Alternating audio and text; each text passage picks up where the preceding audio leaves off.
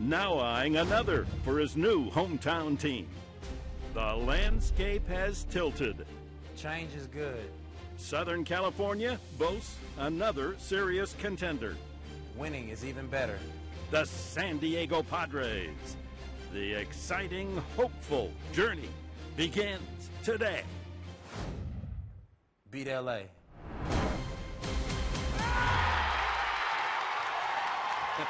Matt Kemp in the spirit, beat LA. And that'll be the cry throughout the year whenever these two rivals meet. 56,000 the capacity of the third oldest stadium in all of baseball, Dodger Stadium, but many ways it just feels new, an elegant palace for our great game. As the Dodgers take the field, you heard the big roar for Clayton Kershaw as manager Bud Black has turned in his starting lineup, brought to you by Toyota. The first 5 men in the order, all new Padres: Myers, Norris, Kemp, Upton, and Middlebrooks. And then familiar faces, Jed Jerko and Yonder Alonso, with Clint Barmas at shortstop. And right-hander James Shields on the mound, making his 7th opening day appearance. And the big left-hander into his 7th year, 27-year-old Clayton Kershaw. This guy's resume, we're going to be talking about it all afternoon. But Clayton Kershaw does one thing. He pitches with dominance. He can go to all quadrants of the plate. He's got that curveball. Big key, I think, today for the Padres is to lay off that curveball if it starts down, because it's going to get out of the zone. He will expand that strike zone for the strikeout. As close to unbeatable last year as any pitcher, 21-3, 21 wins, leading all the major leagues. Well, here's the Dodgers defense behind him, brought to you by Renovation Realty. The outfield of Crawford in left. Peterson replaces Kemp. Jot Peterson, a 22-year-old rookie, in center field, and Yasiel Puig is in right field. The infield, Uribe and Rollins, a couple of 36-year-old fielders on the left side, with Kendrick, the former Angel, and former Padre, San Diego native Adrian Gonzalez at first base. A.J. Ellis behind the plate for Clayton Kershaw. Oh, how exciting this is. One of my favorite times of all year, Professor. That bell is about to ring, meaning the first pitch of the season. From what happens this time forward, those numbers go on the back of your baseball card. Yep, Derek Norris, the new Padre catcher, saying, don't forget, this first game is just as important as the last game of the season. They're all counting now. And if the Padres are going to get off on a winning start, they're going to have to beat baseball's best in Clayton Kershaw. It's quite a feat to win both the Cy Young Award, which he has done 3 times now in the last 4 years, and the National League Most Valuable Player. Will Myers makes his debut as a Padre. He's the youngest in the starting lineup for San Diego, 24 years young. And Clayton Kershaw will face a Myers for the first time. Myers, then Norris, and Kemp for the Padres. We're underway. Swinging on the first pitch and fouling it away is Myers. Just a perfect baseball afternoon. Comfortable temperatures around 70 degrees. Actually cool in the morning. Not much of a breeze. The flags hanging limp. Actually, the official temperature at game time is 65 degrees. Perfect. Perfect day for a big league ball game. There he is, painting the corner. 2 strikes to Myers. 94 in the fastball. He will spot that fastball with the best of them. He's got the curveball, of course, the changeup, occasional slider, mid-90s on that fastball. Well, he swung low and inside. No, that actually clipped Myers on the foot, and he takes first base, hit by a pitch. Well, the Padres have the leadoff man aboard.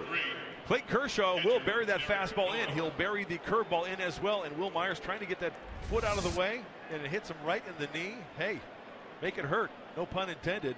Runner aboard. Kershaw from the stretch. He'll take one for a team to open the season. You won't get many of those from Kershaw. Here's Derek Norris, the Padres' new catcher, acquired from the Oakland A's.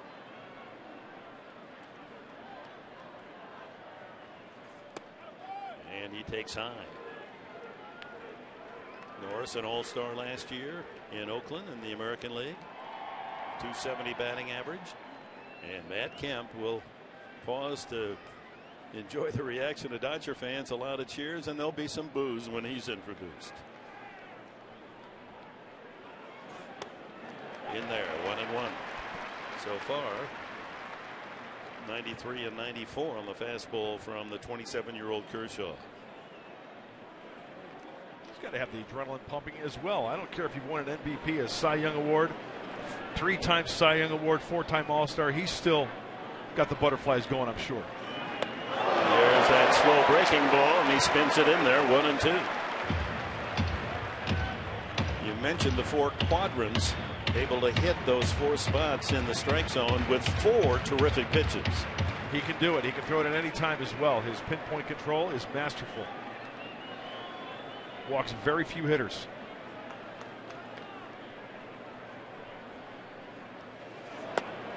Misses, 2-2 again. 94 on the fastball. Well, last year for Clayton Kershaw, 198 in the 3rd innings pitch. He only walked 31. You can see he's trying to work the corners, Dick. There he is. Trying to make him chase, expand that strike zone. Working up in the strike zone to Norris. The count levels at 2-2. Got it. Went to the breaking ball.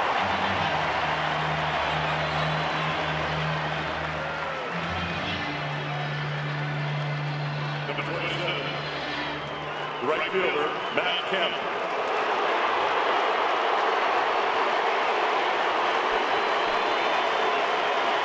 Many of the Dodger faithful applauding Kemp for his role. An all-star here in Los Angeles. That started with groans and boos, and now it builds to cheers for Kemp.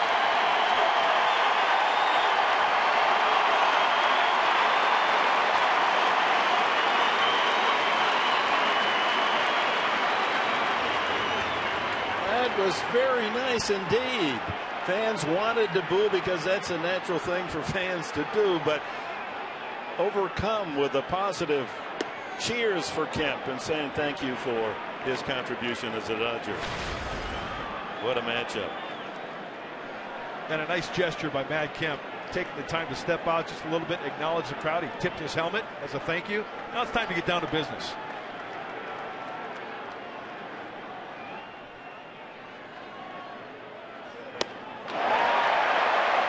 Off speed. That Kemp out in front.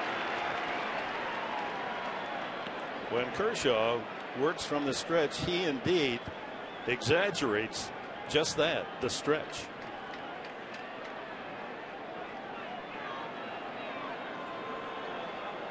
Kemp backs away. 1 out. Myers at first base, hit by a pitch. Kershaw hit only 2 batters all last year, and the first batter he faces this year, he clips him on the knee. Runner goes high, throw by Ellis, not in time. Will Myers using his speed to pilfer second base and move in position, scoring position for the Padres here in the first inning.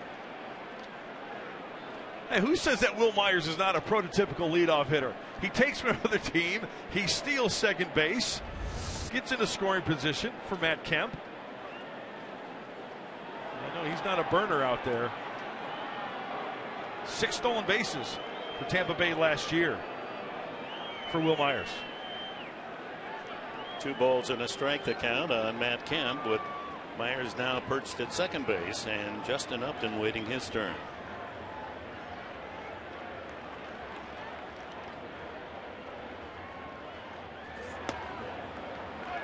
Taken low, 3-1. They've got the shift on the left side against Matt Kemp. Now with that runner at second base. 3 heavy on the left-hand side. Howie Kendrick, the second baseman, swinging 8 feet, 10 feet on the shortstop side, leaving Adrian Gonzalez, the lone Dodger, on the right side. 3-1. Kemp will be swinging if he likes it. Ground ball through that right side, and here comes Myers around third. He will score, and the Padres take a 1-0 lead. He didn't hit it hard, Kemp, but with that right side so vacant of defenders, able to dribble that one through for an RBI single. That's what happens when you have power in the lineup. Guys that can bop the ball out to all fields, right? You put a good swing on it. Kershaw, once again, tries to live inside. Matt Kemp tries to get those hands through. It's down by the label. But as you mentioned, Dick, They're respecting that pull power from Matt Kemp. 3 heavy on the left side. He finds that hole nicely, and the Padres are on the board. Here's Justin Upton. He's had little success against Kershaw. 4 hits, 33 at bats in their head-to-head. Takes a fastball for a strike. Now, to show you how important a run in the first inning is against Kershaw, last year his ERA was 1.77. Allowed far less than 2 runs per 9 innings pitched.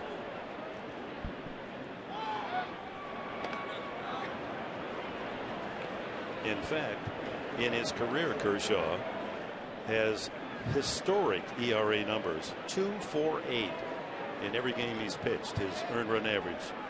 No one really even close historically. Whitey Ford would be a distant second.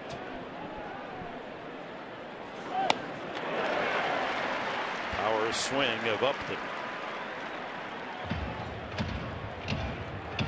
Will Middlebrooks, the third baseman, on deck.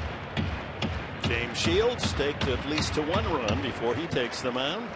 I think that's the difference we're going to see this year. The starting pitching staff is going to have a little bit of a cushion to work with. Hopefully the Padres can add on early here. Got it looking.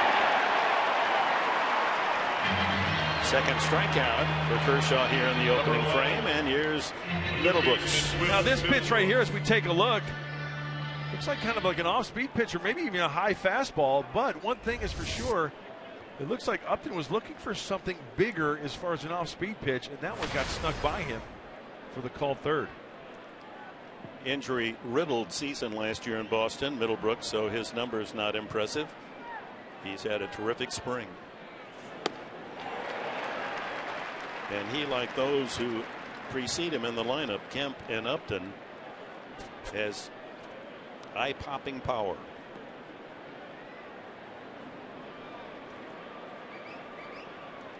Kemp at first with the RBI single, 2 away here in the first inning. You know, you can watch all the video you want. You can go over all the scouting reports you want, but until you're in that batter's box, this is different territory for Will Middlebrooks and some guys in this Padre lineup facing Kershaw.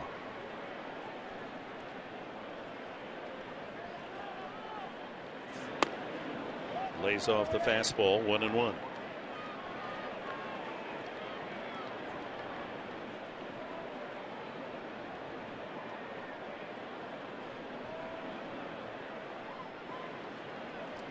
Jed Jerko would be next.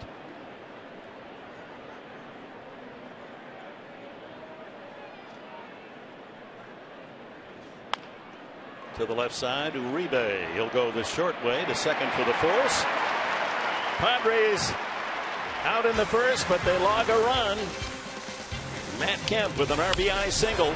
Dribbles that through the right side. It's 1-0, and Jimmy Rollins and the Dodgers coming to bat, bottom of the first.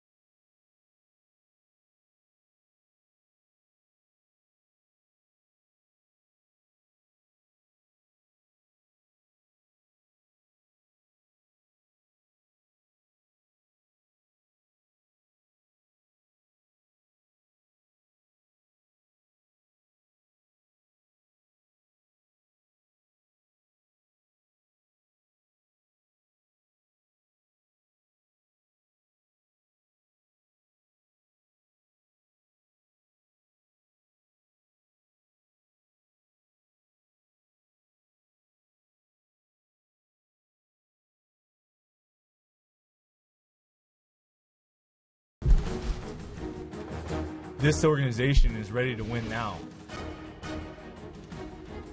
4 times in the postseason, an all-star. That's the type of guy you want on your team.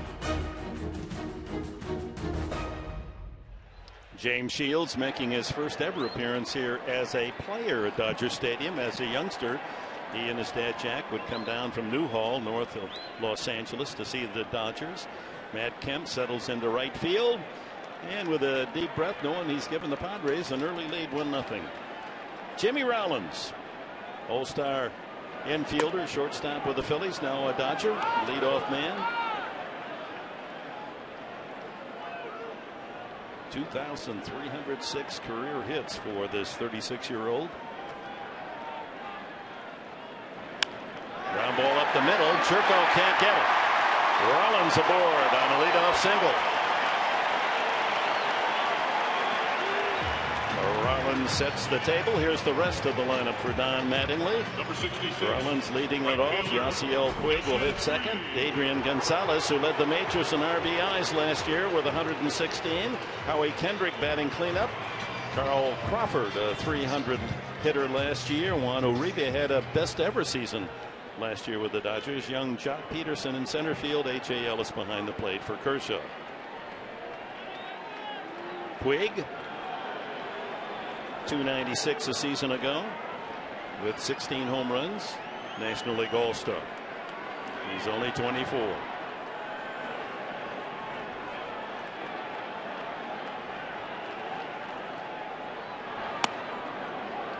Nice little slider or cut fastball right there from James Shields. We've got 2 pitchers out there today, Kershaw and Shields, who have unconventional ways of going into the stretch. Dick, you mentioned the high stretch from Kershaw. As you take a look at the 148 games played for Puig and the impact that he had in the Dodger uniform last year.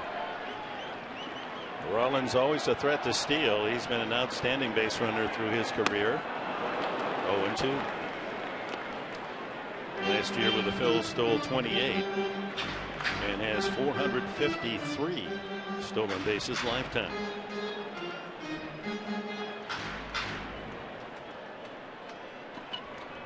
Like Kershaw, Shields possesses the full repertoire, plenty of artillery.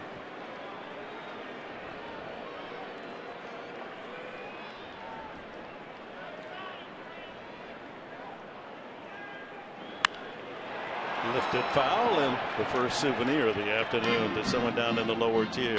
Padres defense brought to you by your San Diego County Ford dealers. Sets up this way on the afternoon. Upton, Myers, and Kemp batting left to right. Middlebrooks and Barmas guard the left side. Churko and Alonso at second and first. Norris behind the plate for Shields.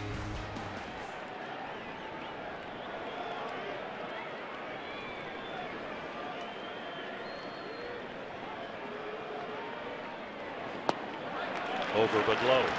93 on the Shields fastball. Well, one thing that James Shields does so well, like Kershaw. Talked to Darren Balsey, the pitching coach for the Padres. He says he can hit the corners. He can stay out of the heart of the plate. You can see by the Fox tracks brought to you by Honda. That's exactly what he's doing. Over the zone, but low on that one pitch. Got him with the off speed. Changeup is a terrific weapon for Shields. He has his first strikeout as a Padre.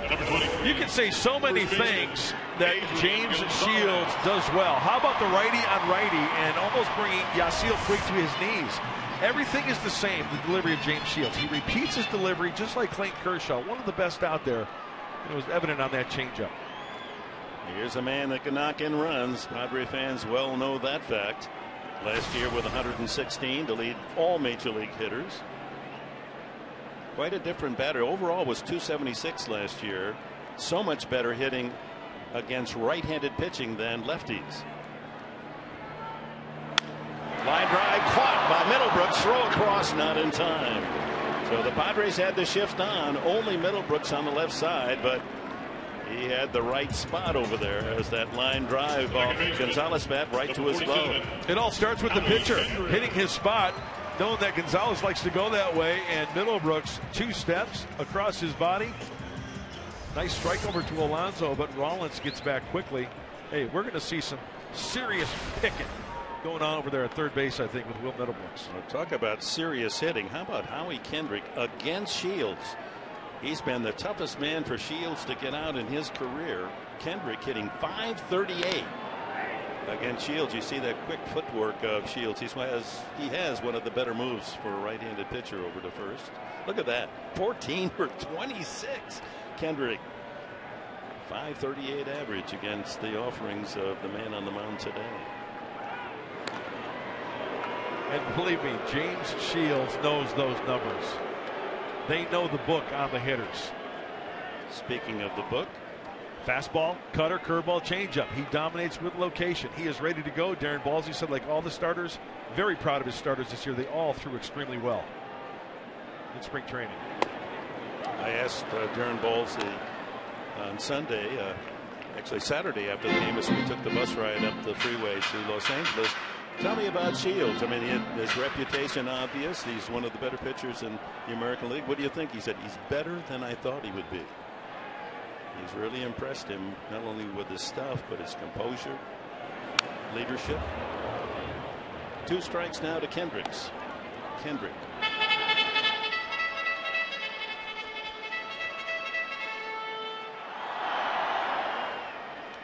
Quite a competitor, both of these starting pitchers, Clayton Kershaw, James Shields. But the one thing that they can do, Dick, they can control those emotions, and that's huge. You know, everybody can be a competitor, right? They go out there, they beat their head up against the wall, and it goes against them. Not these two. They know how to keep it in check. Shields ahead on the count, 2 strikes. On the fists of Kendrick. Middlebrooks with that strong arm throws him out. We've completed 1. Padres in the lead.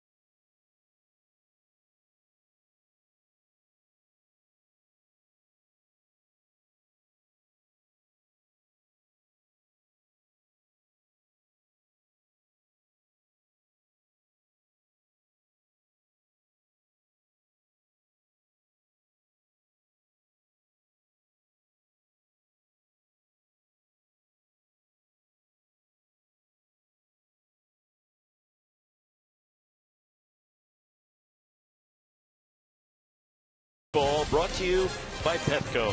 What we feed them matters. Underway here, top of the 2nd inning. The Padres scoring in the first. Anna Myers hit by a pitch, stole second base and scored on Kemp's single. Now Kershaw goes to work on Jerko, Alonso, and Barmas in the 2nd. Sharply hit, backhanded by Uribe. And one away. Good play by the veteran at 3rd. Keys to the game, Mark Graham. Well, you know what? I've been looking forward to this day, opening day at Dodger Stadium, and these keys are brought to you by your Honda dealers of San Diego County. Hey, don't let Kershaw beat you with that curveball. I mentioned it earlier. If it's low out of the hand, it's going to end up low out of the zone. Don't swing and miss at it, right? And get to the 9th with a lead. You know what that means, Professor, right? I think I know where you're going. Craig Kimbrell. He's in uniform. Yes, you saw he the is. opening ceremony, the lineups, and a drive by Alonso into right field. Puig comes over and makes the catch. Didn't quite get that one on the sweet spot, Alonso. 2 away. Yeah, Padres hunting that first pitch, aren't they? Well, that's one of the keys that you could also add to the keys to the game is if you get a fat pitch early from Kershaw, jump on it to avoid all the other pitches that he has, especially that curveball. It wasn't hit that hard, but a good sign. He put a good swing on it, lefty on lefty.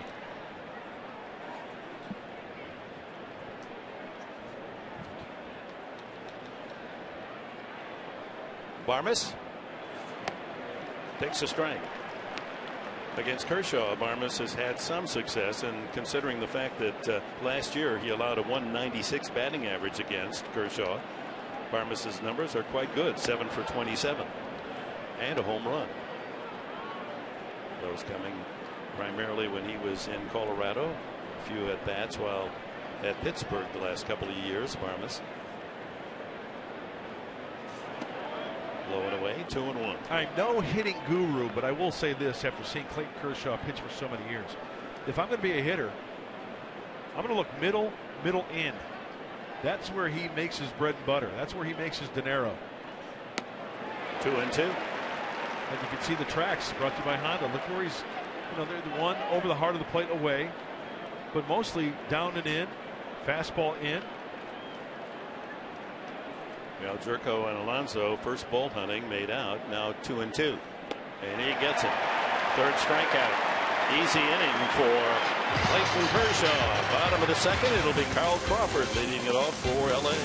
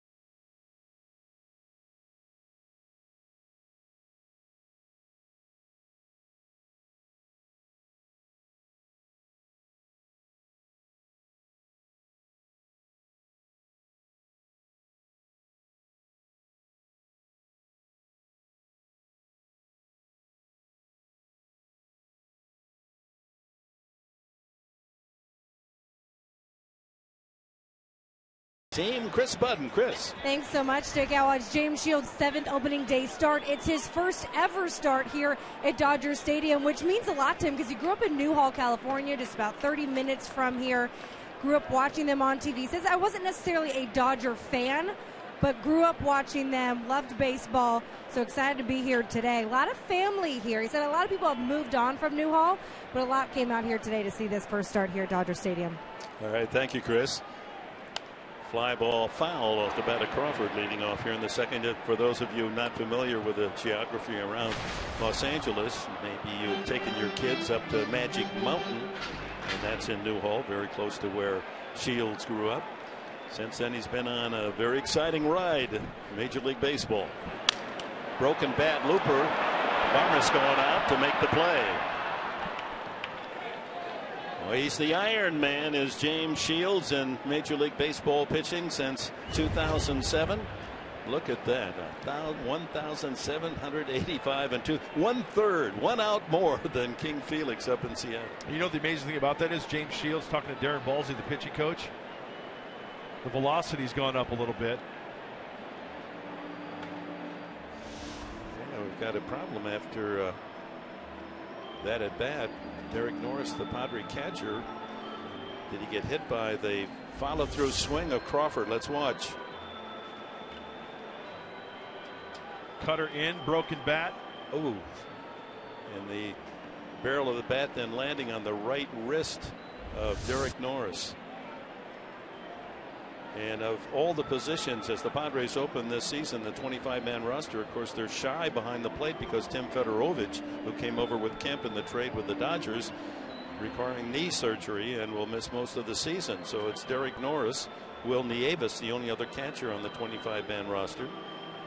And let's hope this is not serious. What a freakish accident to happen here so early.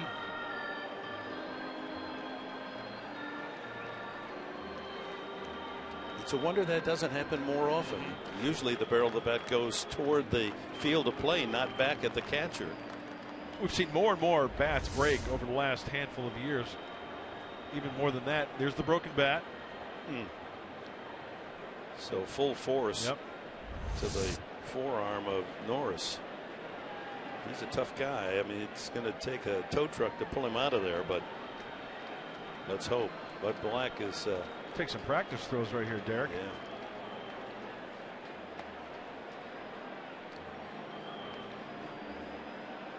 One of the highlights of the spring for any major league team is to come to the opening game of the season healthy. And the Padres, who have had more than their bad luck in that regard the last few years, really had other than Fedorovich, an injury-free spring. Juan Uribe. So the hitter is Juan Uribe. They waited until he was 35 to have his best ever hitting season in the big leagues last year. Finished with a .311 average. Solid at third.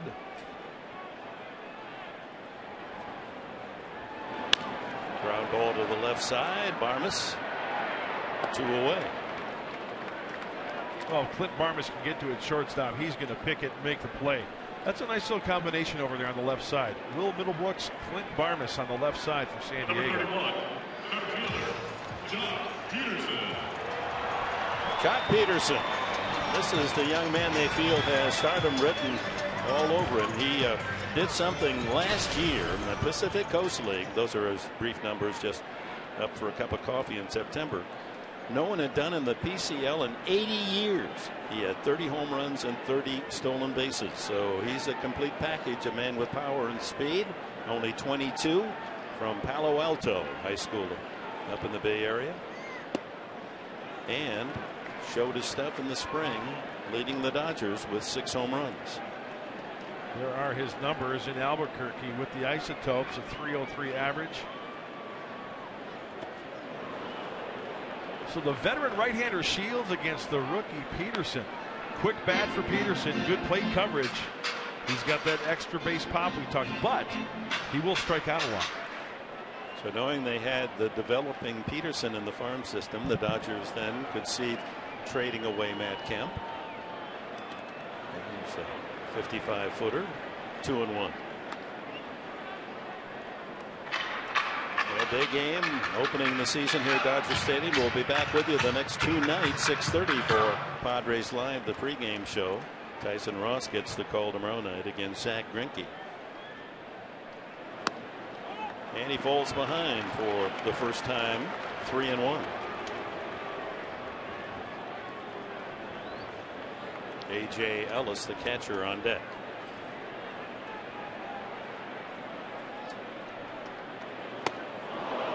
Challenge, 93. And that's what I love. Hitters count. What is James Shields going to do? He's going to just rear back and throw the 4-seam fastball. He's coming right after him. He says, hey, rookie Peterson, I'm going to see what you can do with the high heat. Got him. Came back with a changeup. Second strikeout for Shields. He, like Kershaw, a quick and easy 1-2-3 second inning. Couple of strikeouts for James Shields.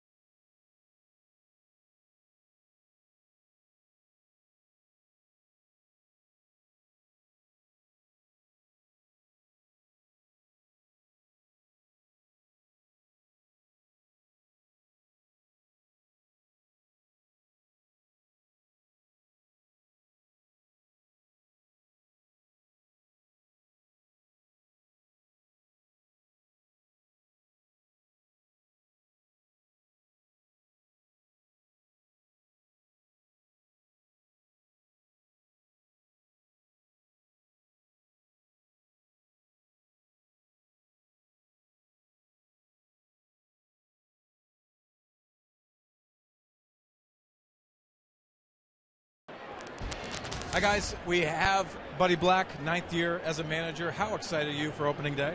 Swings, this is a great day for all of us. You remember as a player, it's awesome.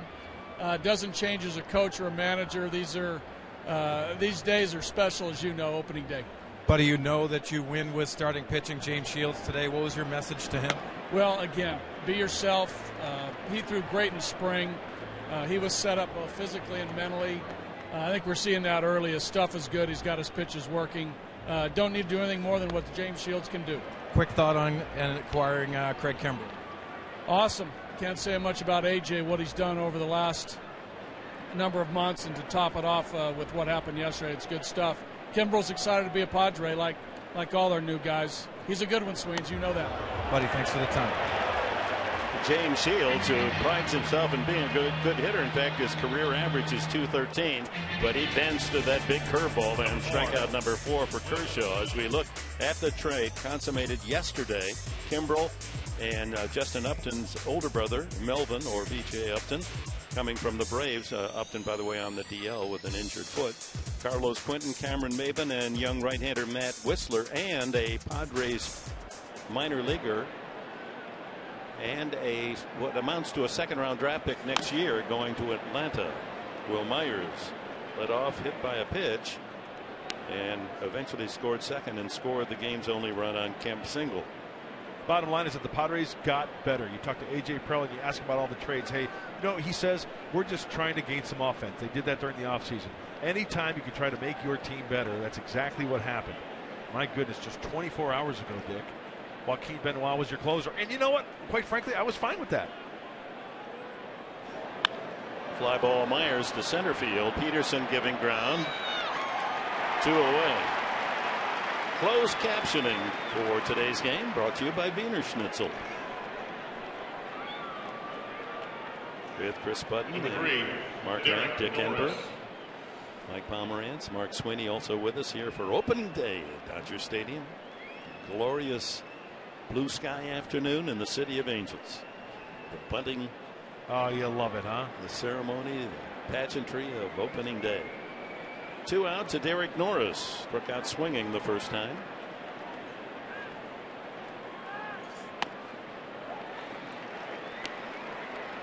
What was your first opening day as a big leaguer? 1987. San Francisco Giants made the team out of camp. Hit well to left center field. That's up the gap. Peterson chases it to the wall as Norris rounds first and coasts into second with a double. Derek Norris with his first Padre hit, a 2-bagger. Sore right forearm, my eye, on that broken bat swing by Carl Crawford. Doesn't seem to bother Derek Norris. And here's what I mentioned earlier. That is a mistake by Clayton Kershaw. He got extended, hit it on the sweet spot. It looked like they were playing him a little bit over towards the second base side in center field. He beats the shift. He's standing on second with a double. That's a great at-bat by Derek Norris. Here's Matt Kemp. Scattering of applause and boos as Kemp delivered the RBI single through the overshifted infield there. Not quite so drastic this time with a man on second as Kendrick, the second baseman, stays on that right side of the infield. Had he been in the position he is now, Kemp's single would not have been an RBI. It would have been an easy 4-3 putout. And here's the different dynamic for San Diego Padres this year.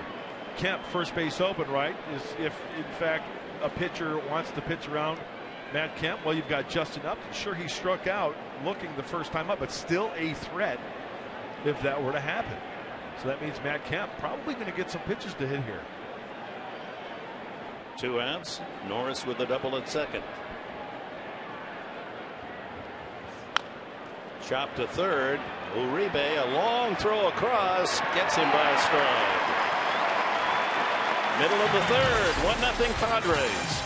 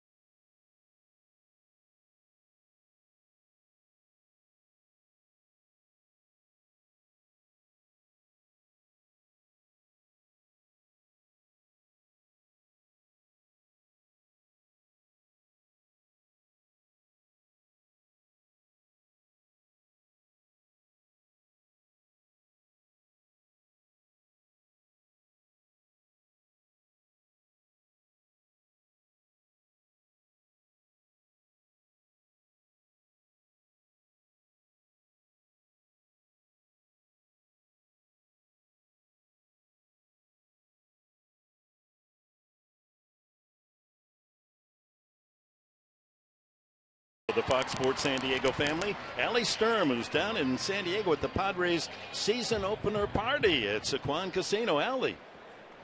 Thank you, Dick. As you can see, Sequan Casino is the place to be. I'm here with all of these wonderful fans and former Padres Steve Garvey along with the Fox Sports San Diego girls. We're all watching the game on the big screen right behind me, and we're just hoping to get that opening day victory. Back to you in LA. All right. That'll be a little frightening to see our two mugs on that big screen. Two faces for radio. Now we hope everybody's having a grand old time on this opening day. A.J. Ellis, not much of a hitter last season, but he's an outstanding receiver, and he's in the starting lineup today. Of course, Yasmani Grandal, the former Padre, is going to get probably more game duty than Ellis, but he's Kershaw's favorite receiver. And so honored to get the start. 191 average a year ago. And that just misses 2-1. Ellis takes about as many pitches as anyone in the National League. Good eye. Mark Sweeney is with us down on the field level, so he'll be able to offer his expertise as well. Foul back, 2-2. What do you see from your angle of the starter James Shields so far, Mark? I guess we don't have his audio equipment working quite as yet. 2-2.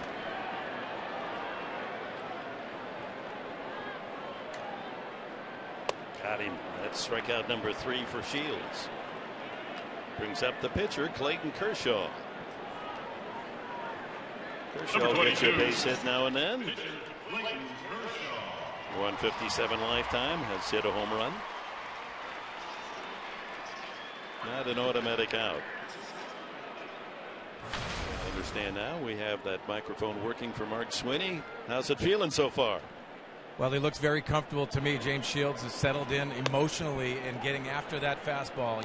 Mark, you understand it's fastball command today, and sometimes those emotions can creep in. Looks like James is very comfortable out there. Yeah, he knows how to check those emotions. No doubt about that, Mark Sweeney. Thank you very much. You know, I was mentioning earlier, Clayton Kershaw, James Shields, tough competitors. I mean, they'll go through a wall for you, but they know how to maintain those emotions and keep them under control. 2-strike pitch and a chopper. Shields had to fight the sun on that. Made a good play. That ball was right into the sun and 2 away. James wearing his age on his back as a Padre, 33. Leadoff man Jimmy Rollins has the only hit against Shields thus far. Single to open the first inning. Ground ball up the middle. Shields has only missed 1, 8 of 9, first pitch strike category. And a great way when you see a pitcher, any pitcher, you've got 8-9-1 due up. Get rid of those first 2 quickly, and then the leadoff position with the bases empty. Rollins, solid pro, has had an outstanding career. Not included on that graphic is 2,307 hits and some 450 stolen bases.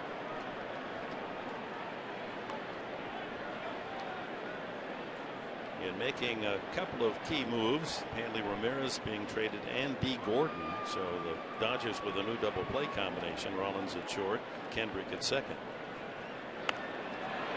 That's a beautiful bunt. Got to let it roll, and foul. Where's the groundskeeper at Dodger Stadium, says Don Mattingly. Shields having fun with it. And that's the right play, right? It gets to the point of no return. He's going to be safe if you try to get it. As soon as it goes foul, touch it. We'll do it again. Once it got over that little hump of the foul line, the chalk. You just have to lay the ball on the grass. Otherwise, that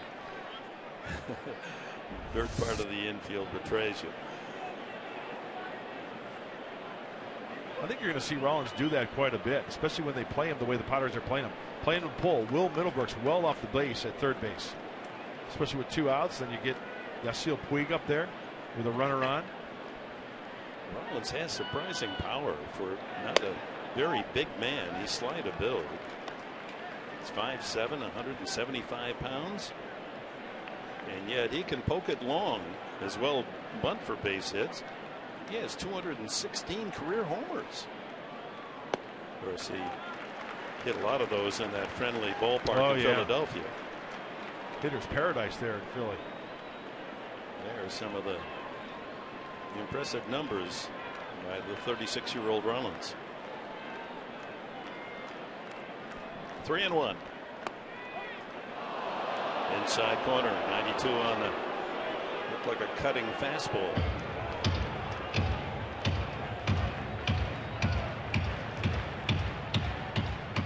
Yasiel Puig.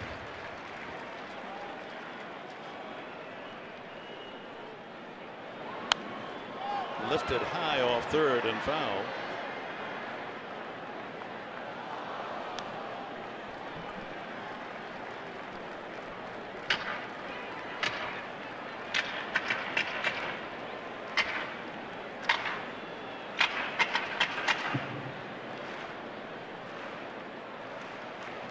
Full count to Rollins.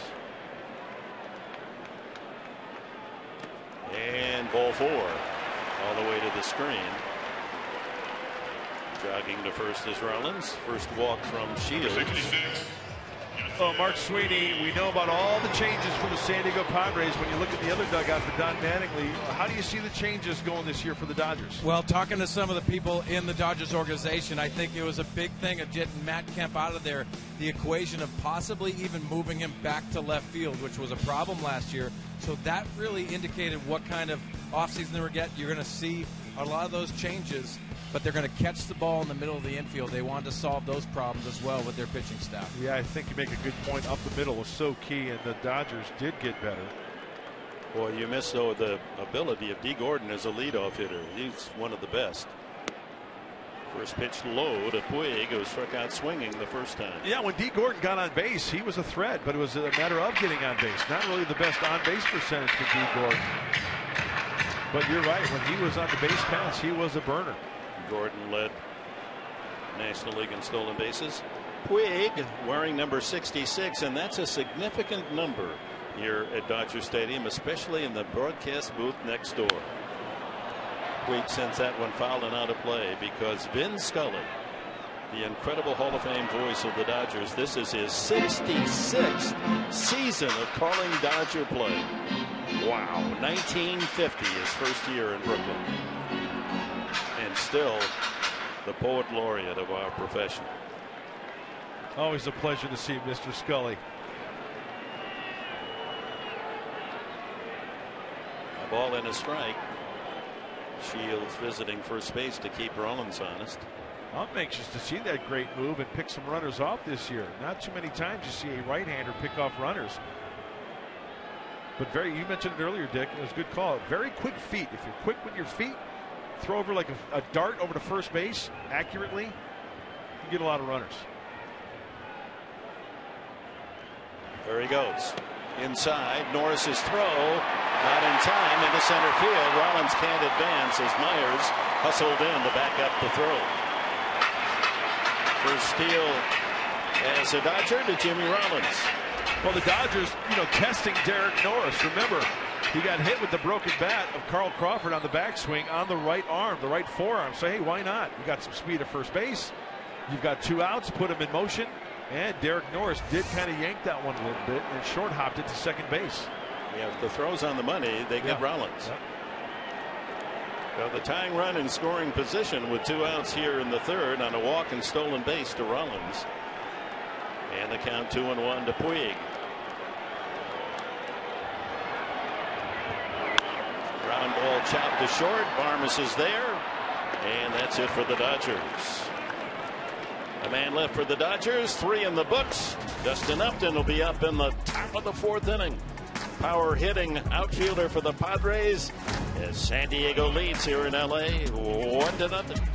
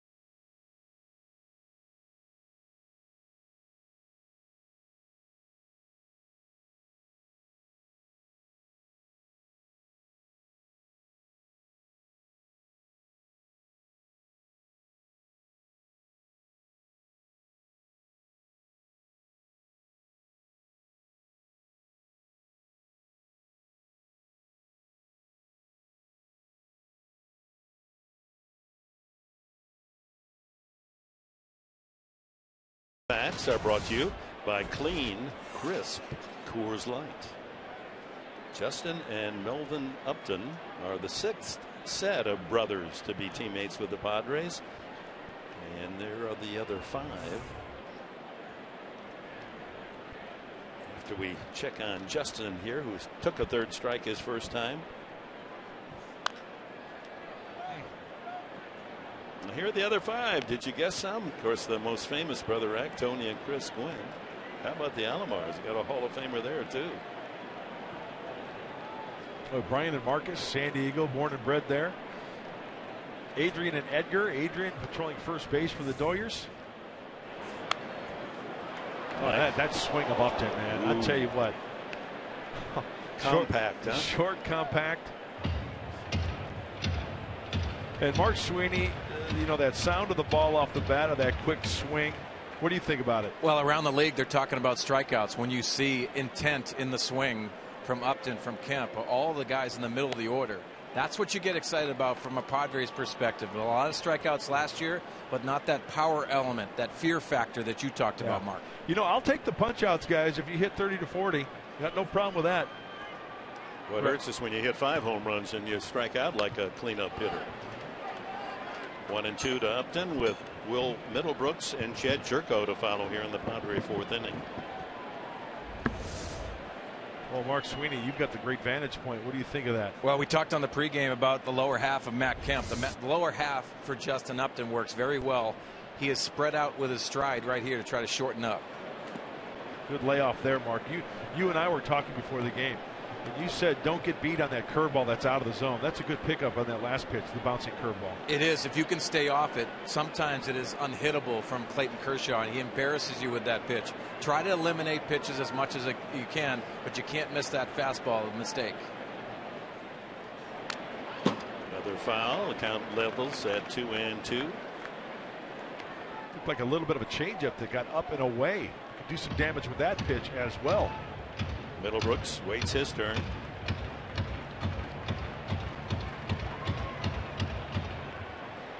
First of 3. Open the season here in LA, then home for the opener on Thursday against the Giants. Driven to left field. Will that stay fair? No. Hooks foul by about 5 feet. Upton on his way to second base, called back.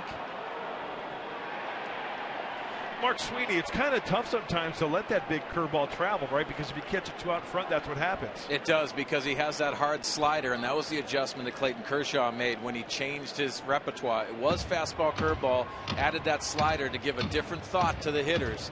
But yes, you have to try to let that travel as much as possible. I think you let it travel with 2 strikes, try to eliminate before that.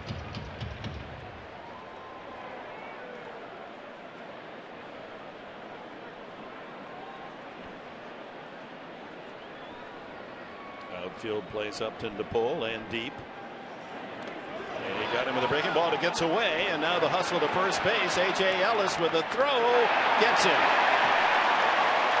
Upton didn't realize that the ball had gotten away from Ellis.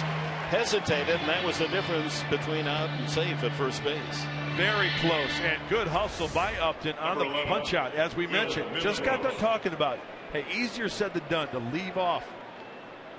lay off that curveball, and good job by Ellis getting to that ball and firing a strike. And there's that little hesitation we were talking about, Dick. Just got it. Bud Black thinking about a possible challenge, but it appeared quite clearly that Upton did not beat the throw. And here's Middlebrooks, grounded to third his first time.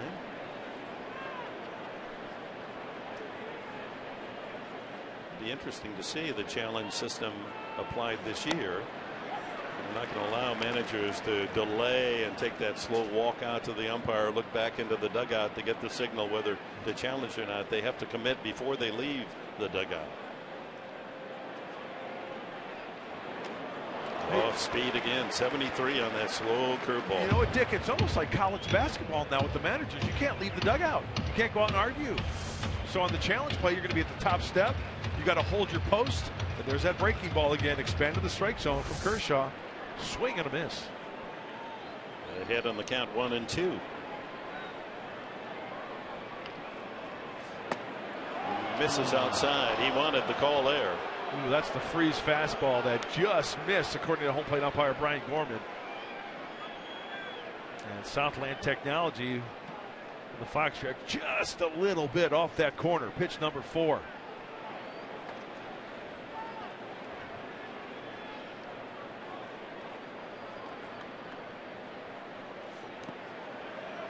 Full count now to Middlebrooks. Guys, you got to be very aware of the hesitation, the deception that Clayton Kershaw brings. That's the reason why you'll see guys freeze on that fastball, especially what Middlebrooks did right there. Top of the 4th, the Padres in front, 1-0 here in LA.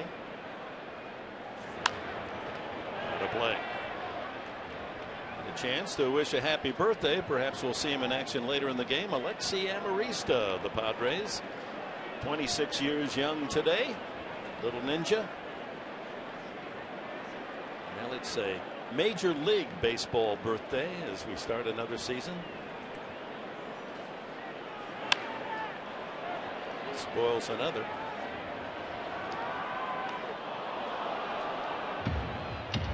Padres hoping to improve on their record last year against the Dodgers when they were 7-12. Padre ownership, Mike D, president and CEO there in the far left, Peter Seidler. Next to Mike D, one of the owners. And Tom Seidler as well, as Middlebrooks drives it to left, and Crawford able to make a catch just off the top of the turf. Well struck by Middlebrooks for the second out. Well, the majority of those over the course of the season will probably fall in for base hits, possibly extra bases. But as we take a look at the swing and the reaction to the catch in left field by Crawford, hey, it's a defender out there who can cover some ground. And Mark Sweeney, hey, you know, even though it was an out, you got to love the swing and the ball off the bat. Yeah, Dick, the point that you made earlier in the broadcast of the sound off the bat. I think that's what Padre fans are going to hear when they go to the ballpark. They hear the sounds on our broadcast. But if you take a look at the listen of the last swing, here we go. Sharp crack. Jerko hit it hard the first time, grounded to third, chases the high limb, 94, 0-2. Like a cue ball being dropped on a ceramic floor. And from 60 feet, 6 inches away as a pitcher, that's not a good sound you want to hear.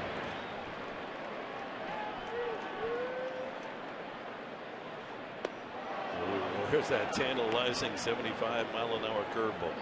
So you match that with a 94-mile-an-hour fastball, and that shows you the adjustments the hitter has to make. And especially when he can locate that heater. High in the air off the head of the bat. Crawford toward the line and can't get it. Just out of his reach. A tough play right there for any left fielder. The long run, the flash look. And you know, with that low wall there, I mean, that's a good way. You can't go in full bore. You're going to go backside over tea kettle if you go in too hard. Just didn't get there in time. Might have had a play. Line to right field, base hit. Might go for 2. Jerko's headed for second. Puig with that great arm, but Jerko able to pull up with a double. The second 2-base hit of the day for the Padres. A 2-out double, matching Norris's double in the second and third inning. Number 23. Mark Sweeney, not the prettiest swing, but it looks like kept his hands back enough to flick that bat out there and go the opposite way. I don't know if that was his intent, but the results are good. Well, with 2 strikes, you have to protect, and that's what you have to do. Try to put the barrel on the baseball, and just good hitting, especially with the 2 outs. And far enough away from Puig, the right fielder, to deny him showcasing that rocket arm of his. Yonder Alonso fly to right field his first at bat. Ooh, good cut. He went after the first pitch back in the second inning. He takes a good cut at that first fastball here. Trying to pick up Jerko and extend the lead.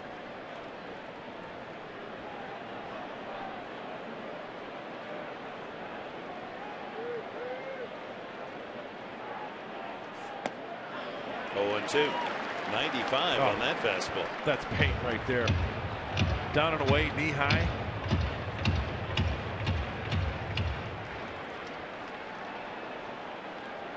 Padres with 3 hits, the RBI single, Kemp in the first, and a couple of doubles. Kemp, Norris, and Jerko.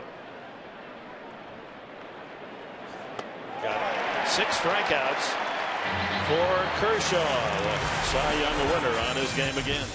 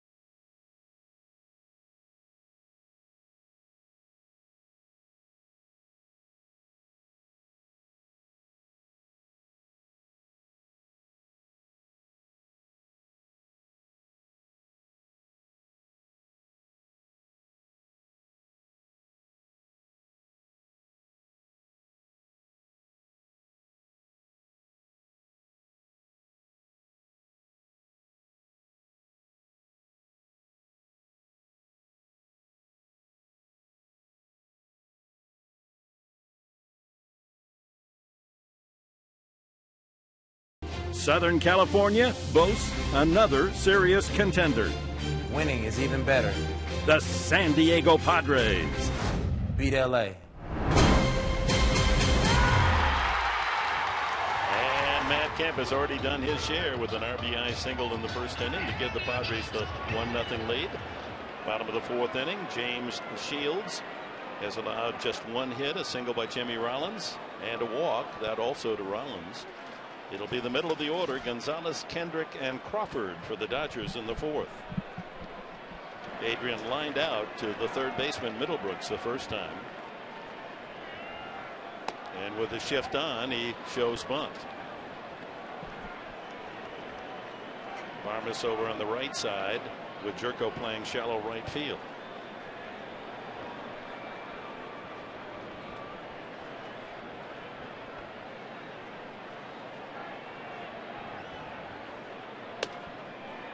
Breaking ball misses.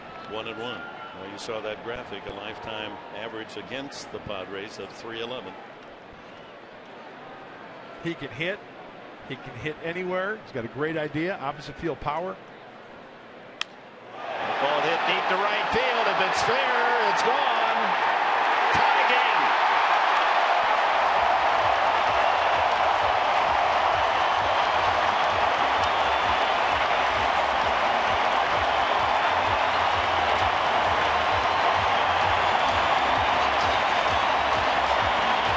Gonzalez continues to punish his hometown team. He ties it at 1 with the first home run of the new season. Number 47, you can see the glove of Derek Norris moving towards the inner part of the plate. Gonzalez drops the head. He pulls it, keeps it fair. Last year, James Shields gave up 23 home runs in 227 innings pitched. It's so ironic. The first one he gives up this year is to number 23, Adrian Gonzalez. Well, he picked the shortest part of the yard into that porch near the right field line. There's a drive to deep center field. Myers having trouble with the sun. He can't see it. It's off the base of the wall. On his way to third is Crawford. The throw, not in time. Home run triple as Myers lost the ball in the sun.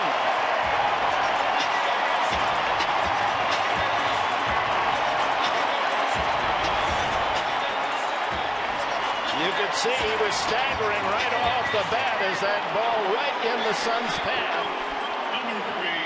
He just couldn't relocate it. Going back to that pitch, it was an off-speed pitch that was hung in the center of the plate. It speeds up the bat. And then that ball is hit so high, such high trajectory. I mean, Will's doing everything he can. He's got the sunglasses, trying to shade it from the sun with his glove. Now the infield brought in a little bit. Carl Crawford, after Kendrick with that triple off the base of the wall, a Sun triple. Crawford popped to short his first time, so Middlebrooks, Barnes, Jerko, and Alonso draw in on the infield, try to cut off the tie-breaking run. No one out. Kendrick at third. Bad luck for Shields. That ball was catchable. 1-1 tie here in the fourth. Throw to third. Remember, that was a rule that was changed a couple years ago. A pitcher has to throw to third base. You can no longer fake that throw. So that's a play we've seen the last couple years, even in spring training with Bud Black. Want to get it in spring training so it's familiar during the regular season. So the home run and the triple awakening this Dodger Stadium crowd as Crawford with a wave at that one. 0-2.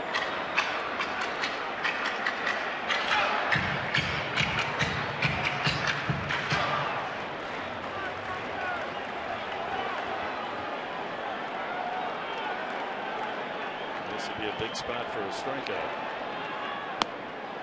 Low and away. Crawford at the tail end of last year was outstanding at the plate. Hit .403 the last month and a half. He and Kemp, of course, carrying the Dodgers to the best record in the National League West. Base hit to right. In comes Kendrick. On his way to second is Crawford. He's got a double. Home run, triple, double. Oh, my.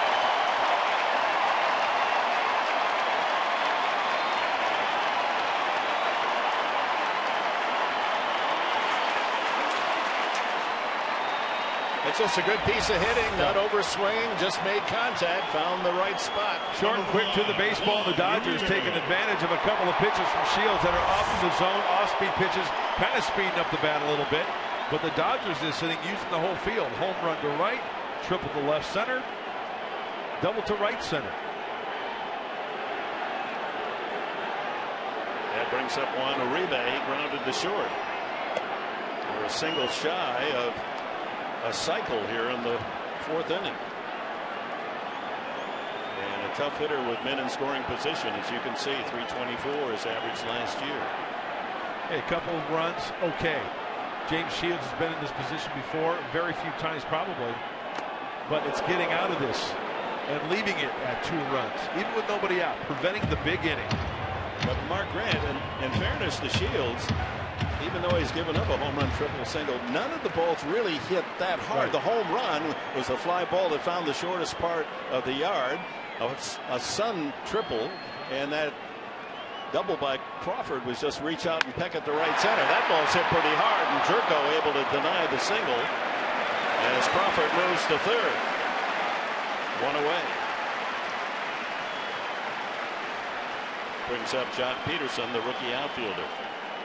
And we know what happened last time. James Shields took care of the rookie, struck him out, swinging. But Black will bring the infield in. Runs are going to be at a premium this afternoon. We've got 2 studs out there on that hill, Kershaw and Shields. Hey, up until 2 strikes works for that grounder. 2 strikes, then go for the strikeout. Young Peterson struck out swinging his first at bat. Again, they are very high on the talents of this 22-year-old.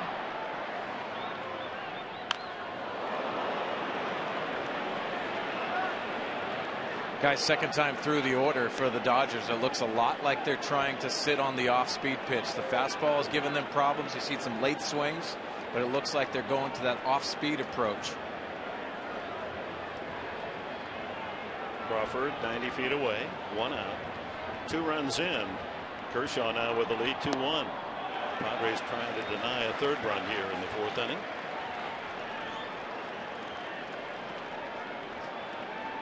A.J. Ellis on deck.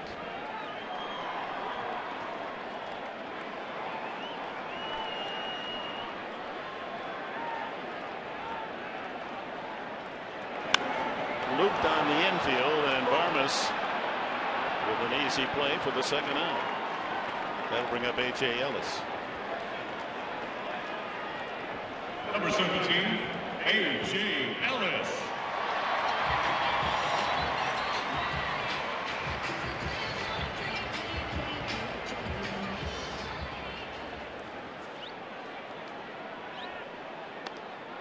Ellis struck out swinging the first time. Kershaw on deck. And they're not going to let him swing the bat. The intentional walk. So A.J. Ellis to first, and A.J. Preller is going to join us here in our television booth here at Dodger Stadium. The rest of the major league said, bring Preller up in the booth and lock him up before he makes another deal. He's been a busy man, and he's really refigured, renovated, powered up the offense. And yesterday, with news that were major league headlines, bringing Craig Kimbrel, the relief pitcher. Slide up here, AJ, where we can get a good shot. Able to take a deep breath now. Everything's set for at least a while. Yeah, I think obviously at the start of the season, I think we're in a spot now where we're going to let our guys go out and play, and you evaluate the team as we go. But I think it's it's important to let these guys go out and play over the next couple months and kind of see where things stand. It's nice to see that Kemp, in his return to Dodger Stadium, able to deliver right off the bat. His chant of MVP for Kershaw with runners at first and third, 2 outs. Strike one. AJ, after that deal, going back to the offseason deals, everyone was excited, but then Kimbrel comes along. Even the players showed some excitement. I mean, like little kids, it's like they got the best kid in the neighborhood on their team. Yeah, no, it's been a good thing really from day one, spring training, just seeing the reaction of the guys, and I think they're fired up to have another good guy with them in the clubhouse. Line to left, but it's slicing foul.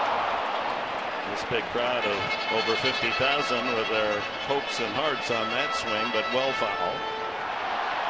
I think a lot of the guys too. I mean, they've faced him or they played against him or seen him here the last few years. So they obviously, it's a lot of times, they're on the field with these guys and they know who the toughest competitors are, and then the guys that give them the most, the hardest time and have the best stuff. And they know what Craig brings to the table. 2-strike pitch is high. When did you first surmise the possibility that Kimbrel might be available in a trade? Yeah, I think it was a process, probably more mid-spring training, as we were kind of looking at some different things and more discussions get going towards the last few weeks of spring. And we started talking to Atlanta. They had interest in young players and draft pick, and that's how the process ended up going. So Shields able to pitch around the runner at third with 1 out, but 2 in for the Dodgers. It's a 2-1 game as we go to the 5th.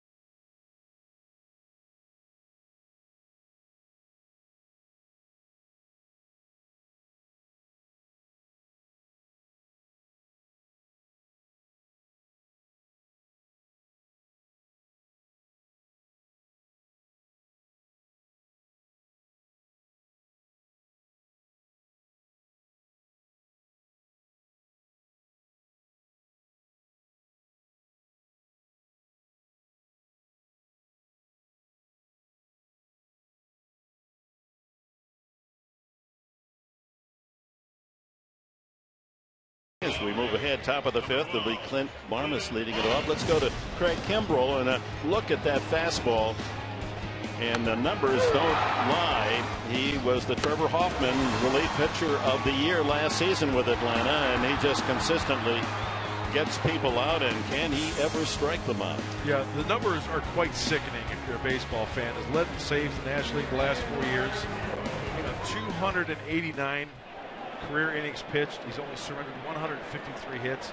And AJ, the one thing that I look at from a contractual standpoint for Kimbrell, he's 4 years under control, right? Yeah. 26 years old is, like the numbers show, he's been one of the best relievers in the game. And I think, like Dick's saying, it's not just the velocity on the radar gun. It's the carry, the life to the fastball. Obviously, the hitters, their reaction shows you how the fastball plays, and then a tremendous breaking ball as well, a power curveball at 86, 87 miles an hour. Clint Barmas takes a strike. He struck out swinging the first time. Shields and then Myers to follow here in the top of the fifth inning.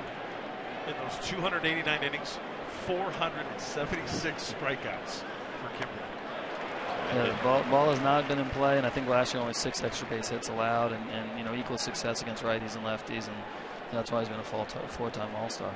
So the master plan now is to move Benoit to the 8th inning, and there's several players as Barmas gets into that one. Left field line. Crawford can't get there. It's by him to the wall.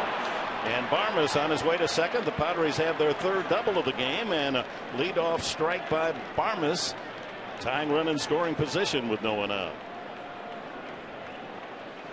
Yeah, I think as far as the back of the bullpen, just as you mentioned, I think felt very confident with Joaquin as the closer. And I think even more strongly now with him taking the 8th inning, which was a role that we saw last year, him in front of Houston Street early in the year. And Joaquin, he wants to win, and he was pumped to have Kimbrell join him.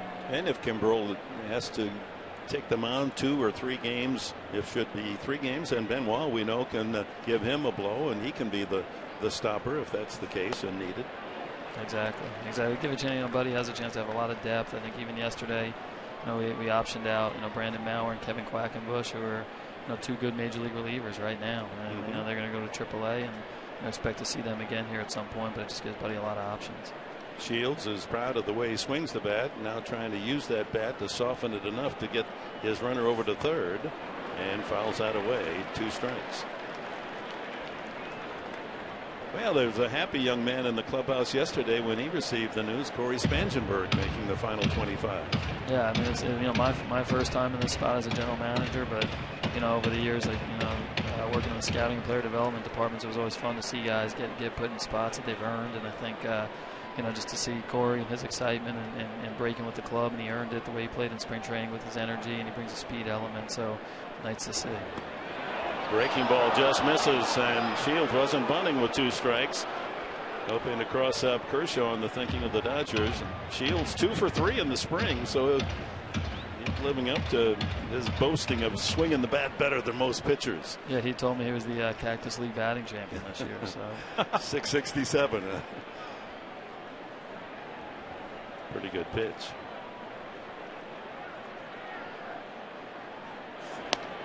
Lays off the fastball. No! First base umpire Mark Carlson said he's gone around. That's 7 strikeouts now for Kershaw. Well, so hard to lay off that high fastball. And he most definitely goes on that. So to the top of the order, Will Myers hit by a pitch and scored the Padres run in the first inning. If you're just joining us, stole second base, did Myers, and scored on Matt Kemp's single through the overshifted infield. He went through the right side for an early 1-0 lead. Myers fly to center his last time.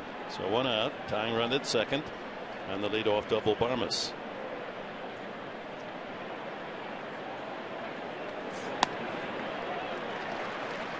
Well, AJ, another addition breaking camp with the club. Frank Garces, the lefty in the bullpen. I've seen teams break camp without a lefty, predominantly right-handed bullpen, very rarely. But what do you see in the young left-hander? Yeah, I think he spins the breaking ball very well. He kind of varies the shapes and the type of break on his breaker.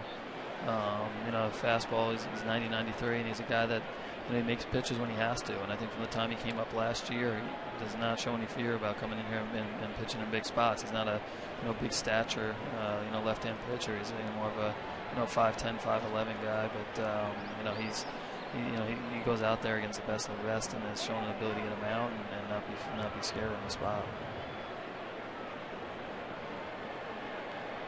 So along with your passion and dedication to this wonderful game of baseball, I know you love basketball as well. Do you have time to be able to watch the championship final tonight? Yeah, this year probably the least amount of time I've watched the NCAA tournament. So I'll probably sneak a peek tonight at the game though, for sure. Wisconsin or Duke? I really have not watched much, but I think just from what I've heard in general sense, I'll go with Duke here tonight. Magic Johnson had the privilege of calling that game in '79 when Johnson and the Spartans beat Larry Bird at Indiana State in the final game. Magic now part of the ownership core here in Los Angeles. 2 strikes the count on Myers.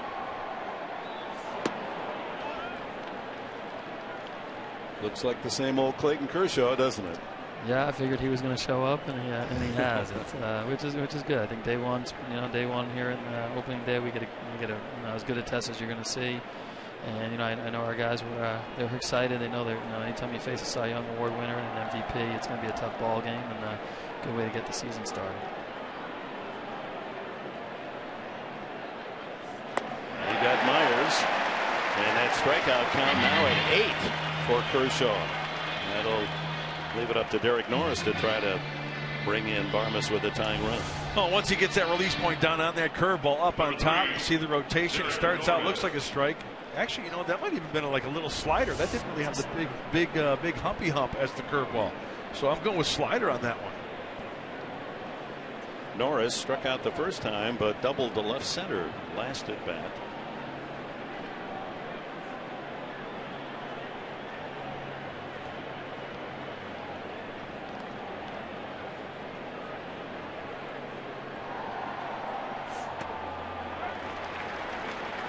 So as a general manager, you make some very important moves for the team, but also emotional changes for a ball club and for the players that are involved in swaps.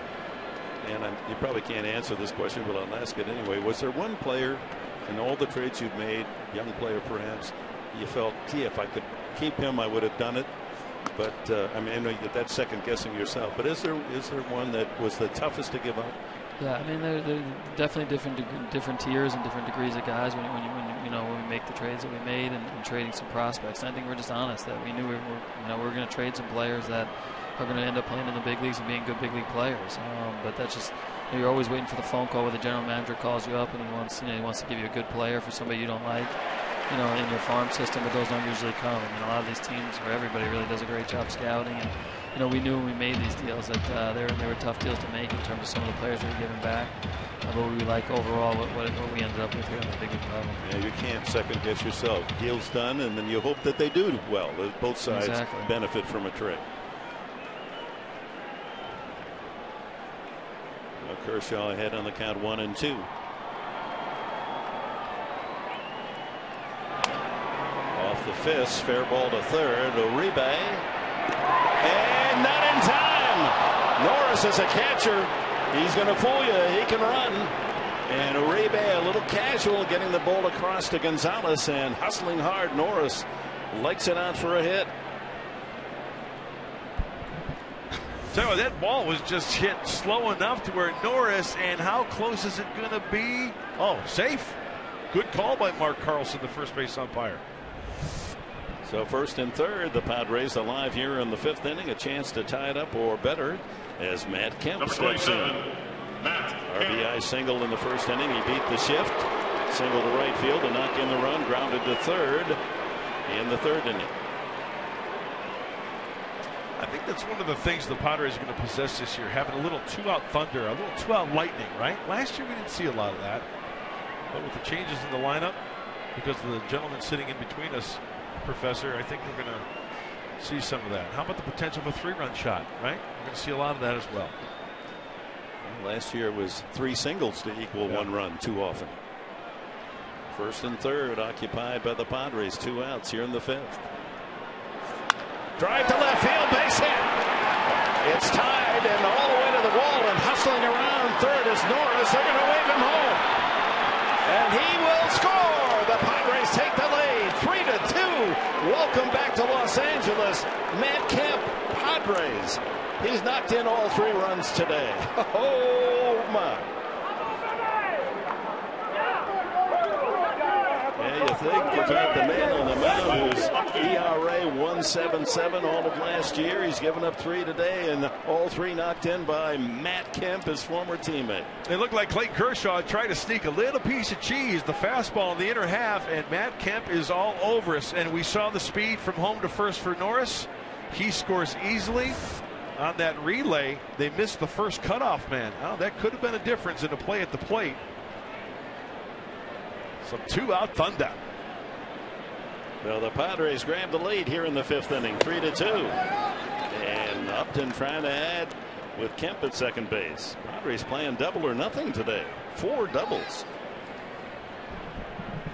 Norris with a double. Kemp with a 2-run double. Barmas with a double to start this inning, and Jerko also with a 2-base hit. Upton has struck out both times against Kershaw. And takes low and inside, 2-0. AJ, sorry if I punched you there with my fist, but I get a little excited up here sometimes. I'll take it. As long as we're scoring runs, you can do anything you want. See what I go through? 161 games to go. Well, Matt Kemp, what a way to make your return.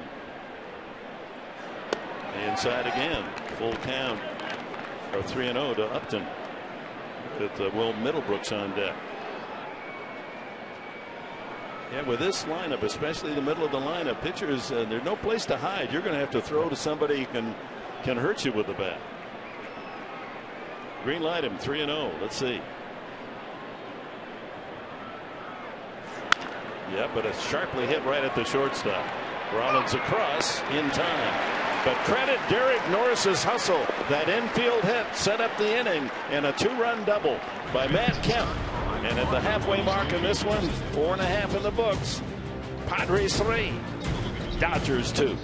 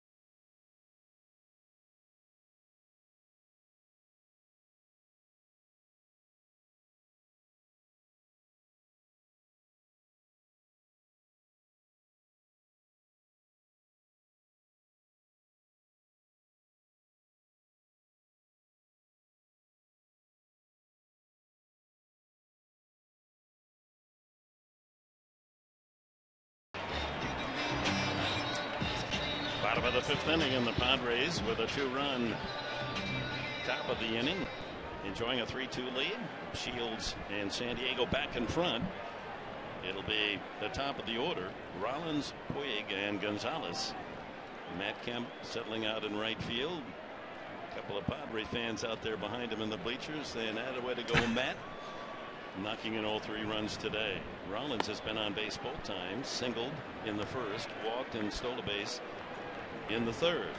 Mark Sweeney is still down by the Padre dugout. And Mark, we just witnessed something last half inning. Sure, it's a long season, but the anticipation of what possibly could happen with the new clientele, the new personnel they have in the Padre lineup. Yeah, and what goes unnoticed too is the hustle. We saw that in spring training. It was mostly first to third and those extra bases, but you saw Derek Norris, so important to beat that throw out and give that opportunity to the middle of your order.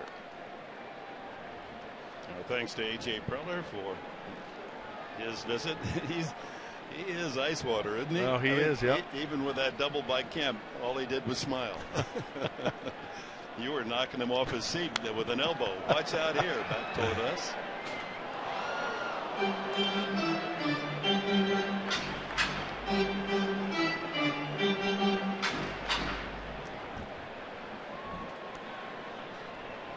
Padres 3 runs, 6 hits. Dodgers 2 runs, 4 hits.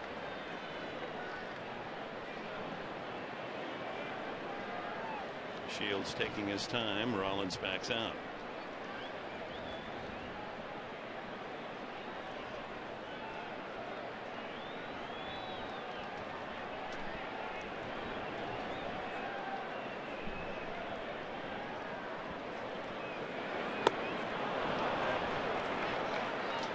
High pitch, and Rollins goes down swinging. 5 strikeouts for Shields. Time for the tools of the trade, brought to you by Ram Trucks. It's the changeup. It's the circle change. And James Shields, he's got to work on that in spring training, right? Back in Peoria, here it is. Same arm slot as the fastball, same arm speed as the fastball, but the bottom drops out of it. And today, he's got it working. Righty on righty as well. Yasiel Puig goes down. Here's Puig again. He is struck out and grounded to short.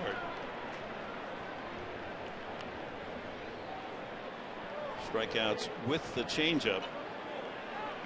MLB ranks 2010 and 2011 tops all big league pitchers with a changeup, and he's always been right there, top 5. And Mark Sweeney, being a left-handed hitter with a right-handed pitcher like Shields, that is one tough pitch to hit, is it not? One tough pitch, and you saw the right on right that you made reference to as well. Oh, did that get him? Almost peeled the Dodgers off the front of his uniform, and it did clip him. Well, a hit batsman led to the Padres' first run back in the first inning when Myers was hit on the knee. Trying to bear the fastball. Ooh, got him on the hand, the bottom hand, the left hand of Yasiel Puig. And this is the last thing that James Shields wants to do. With one quick out of Rollins, a free pass, a free base runner via the hit batsman. And here's Adrian Gonzalez, the ex-Padre, who's homered into the right field corner for the first Dodger run in the 4th inning. Then Kendrick followed with a triple lost in the sun by center fielder Will Myers and a double by Crawford. And then Shields dug in, and with the man at third and 1 out, was able to get out of further trouble. Well, we know the power of Adrian Gonzalez. We also know that if he can get caught off balance and with a bad swing, he can put the ball on the ground. A perfect double play candidate. Shift is on. Good pitch. 92 on the edge. Look how far Middlebrooks is from third. Almost midpoint between second and third. While the outfield shifted dramatically the other way. Myers way over into left center. Huge gap in right center field.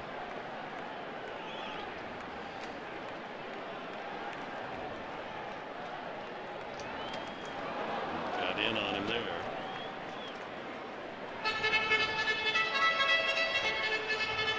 Guys, a lot of time Adrian Gonzalez will be that veteran hitter that sits on a pitch. He'll continue to sit on that for the length of the at bat. That's the veteran presence in the batter's box that he likes to go to.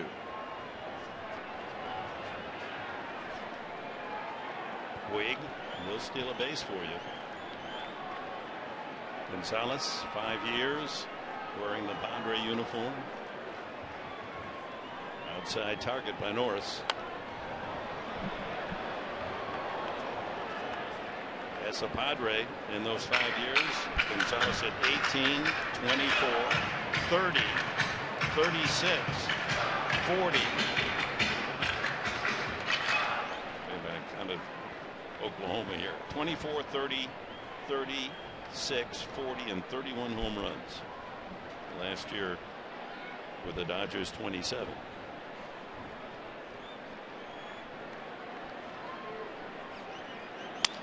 Broken bat, looper into right. That's going to fall. Kemp with a quick throw, and he almost got Puig. Puig just coasting into second base, and Kemp with a hurried throw on the run almost got the force. That's one of those hits to the outfield where you got to go to pretty much no man's land in between. You see that ball drop, you better get going, because as you mentioned, Dick, yes, it's a force play. Puig just kind of lollygagging in a little bit. Look at how close, yeah. Nice play by Matt Kemp. So Gonzalez a home run to right and a broken bat single to right. Actually, real time, it looked closer than it really was. Yeah, it did. Well, here's Kendrick, grounded to third, sent a high fly ball to deep center field the last time, and Will Myers just never could pick it out of the sun, and it fell at the base of the wall for a triple. And Kendrick then scored on Crawford's double, and at that time gave the Dodgers a 2-1 lead. Shields' pitch count now at 75. In case you're wondering, Kershaw is 79.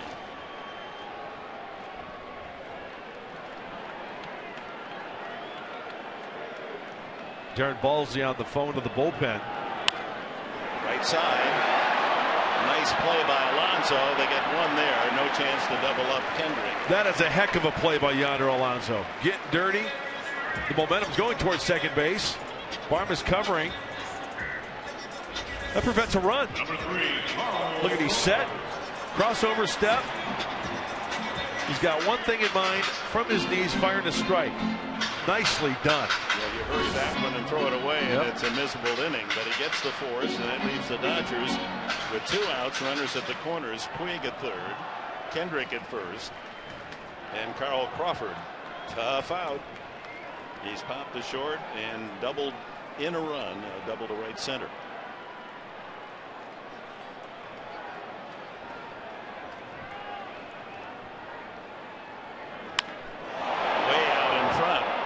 It into the second deck. Strike one.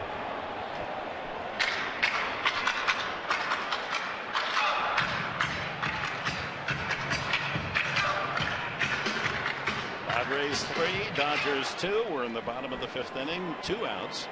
Dodgers perched at the corners.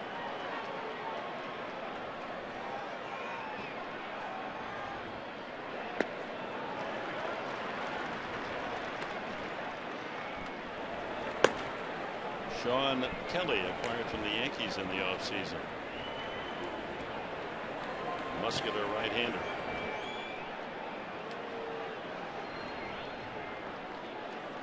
Shields trying to take care of the 4-time All-Star Carl Crawford. Swept the first foul.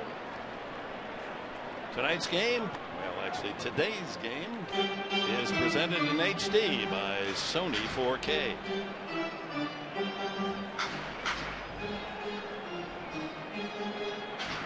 It is a world of night baseball, isn't it? Oh, such a nice rarity to have Sunday games. That's why those Sunday military Sundays at Petco Park, love them, so special.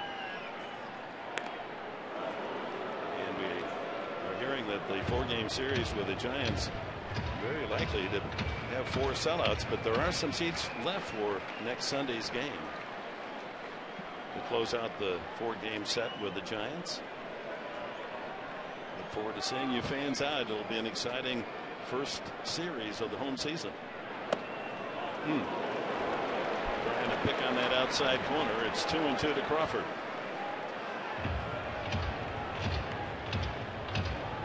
Native of Houston, now 33.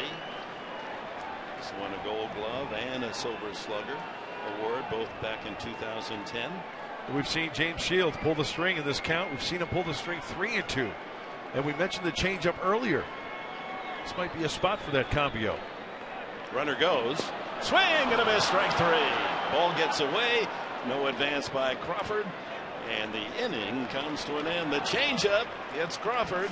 6th strikeout for Shields. A big strikeout with runners at the corners. After 5, Padres by 1.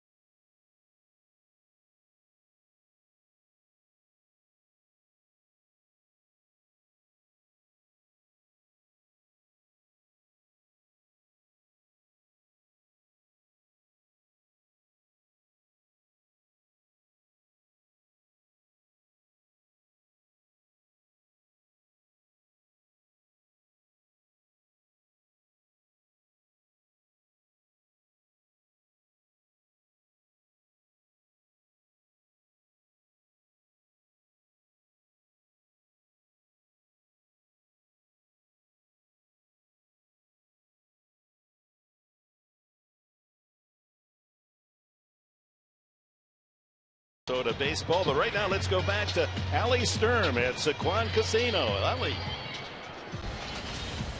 Thank you, Dick. I'm standing here with former Padre and MC of today's Saquon Casino opening day party, Steve Garvey. Steve, you have a very interesting perspective in today's game, playing for both the Dodgers and the Padres, like Matt Kemp.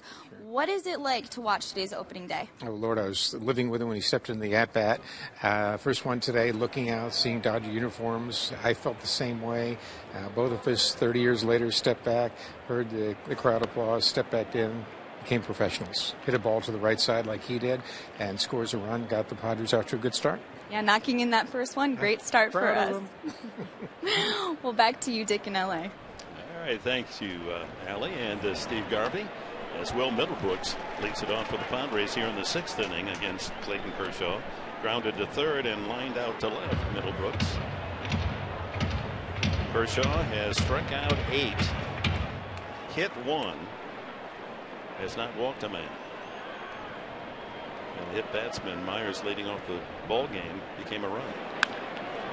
Late swing, right center field. Peterson chases it down. That ball was slicing away from him. He started on a casual lope, and then he had to put it in high gear and able to make the catch. So Middlebrooks is lined out twice, to left and now to center. Number 9.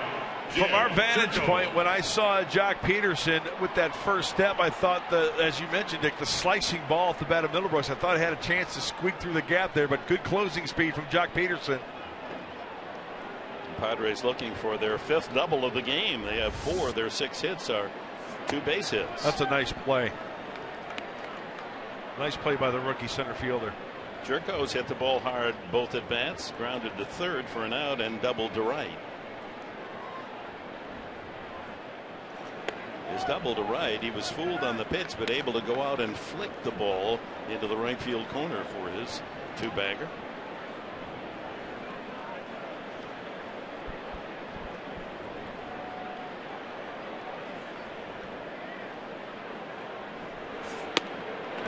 Good cut.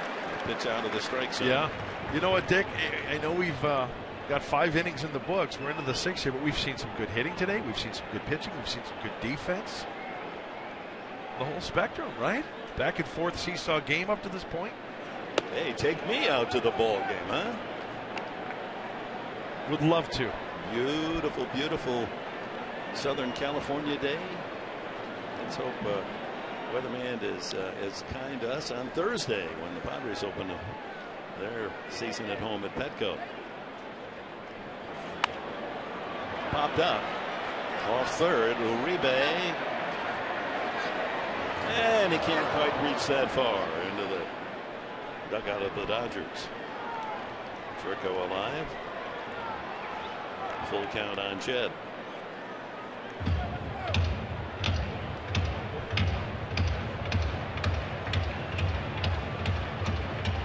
The Padres starting today hoping one big improvement in their season's performance will be winning on the road.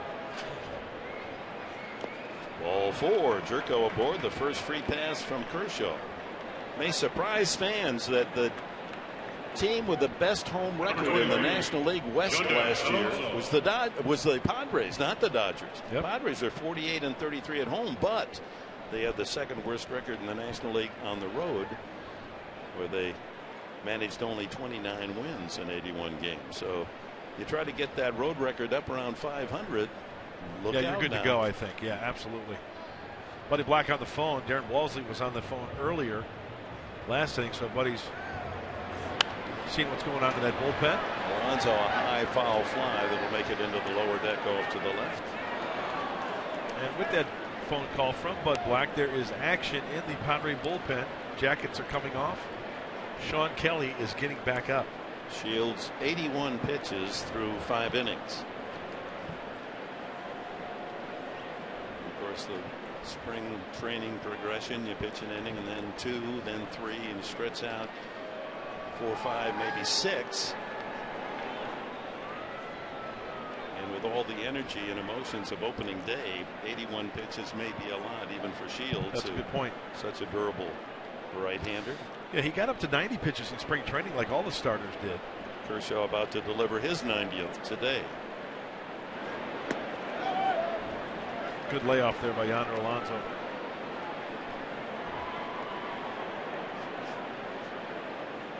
No activity in the Dodger bullpen, although there's a little stirring now, but no one warming up. Umpire's view from overhead.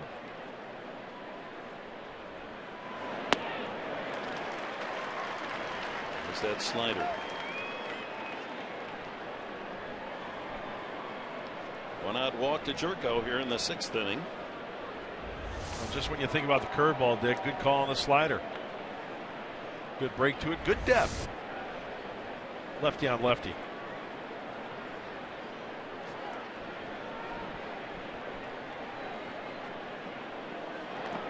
In the dirt. Count levels at 2-2. Well, time now to check the Cholula flamethrower. Clayton Kershaw on the mound. What's it getting up to? 95. You know what that is, Dick? What is it? That's hot sauce. You know what? You're going to have to work on that. Mark Sweeney's got that. He's got the best one. Yeah, absolutely. He's got a lot of strengths. Not only the hot sauce from Kershaw, but the location of the hot sauce. He can do it all. Foul back by Alonso. There's a fastball at 94. And he still has plenty of velocity.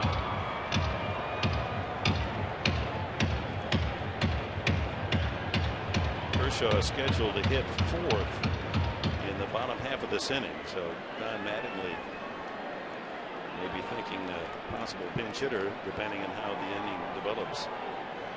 As Kershaw now up to 93 deliveries. In the dirt again. And there's a chance to advance for Jerko, but he's out without a slide. Well, he saw the ball get away, but A.J. Ellis pounced on it, and easy out at second base. Well, maybe from Jed's vantage point at first base, he saw more daylight than there actually was. And after that first commitment, he is off and running. Out of the hand of Kershaw. Oh, yeah, it's a curveball. He spikes it. Ellis takes it right in the center of the chest protector. Yeah, look how quickly he got to the ball.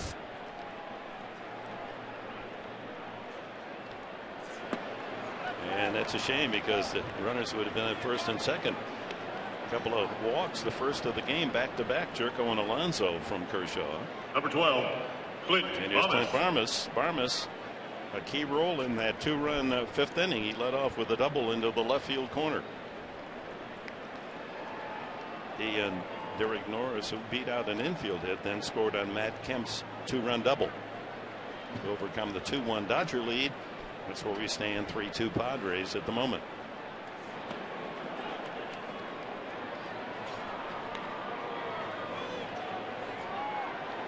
Kershaw staring in at plate umpire Brian Gorman, leaning his head out to the left as if that ball should have been a strike.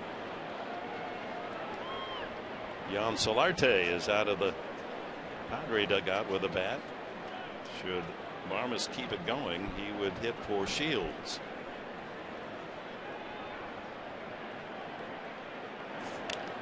Good hack. Trying to square up that fastball, get that top hand on top of that heater at 93. Shields isn't going to give up the bat, however. No. He's not out of the game yet. See some easy early innings for Kershaw, but pitch count climbing 4th, 5th, and 6th. So 3 pitches away from the century mark.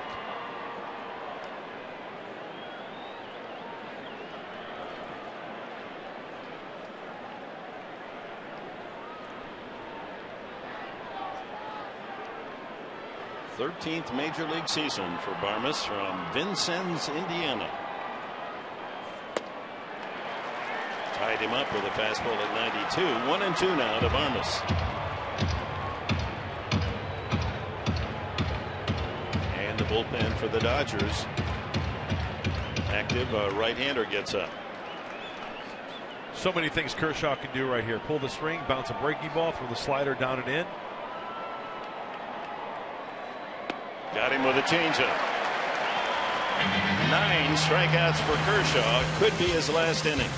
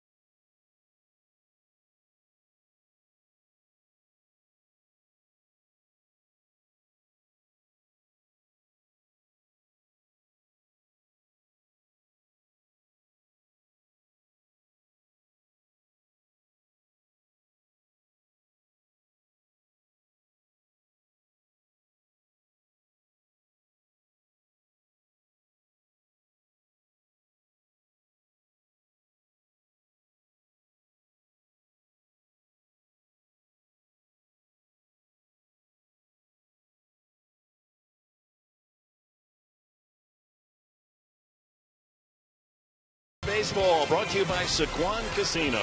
Real friendly, real close. By Jack in the Box. Head to Jack in the Box for Jack's Blazing Chicken Sandwich. And by Mercury Insurance. You could get 2 free Padres tickets. Learn more at mercuryinsurance.com. Bottom of the 6th inning. The Padres leading the Dodgers here at Dodger Stadium 3-2. Juan Uribe will start it for L.A. Uribe, a couple of ground outs. Pops it up, right side. Alonso calling. That was a major league pop-up. That's a home run in a phone booth. You know, last half inning, Dick, could have been a lot of trouble for San Diego. But James Shields doing a fine job working out of it, leaving runners at first and third. A nice job by the veteran right-hander. 82 pitches for Shields. 5 1/3 innings in the bank. Jock Peterson strikeout and a pop-up. And a nice play in center field, huh? Taking away extra bases, diving, right? Well, that was big in the last inning, because that would have been a leadoff double for Middlebrooks, and then Jerko and Alonso both walked.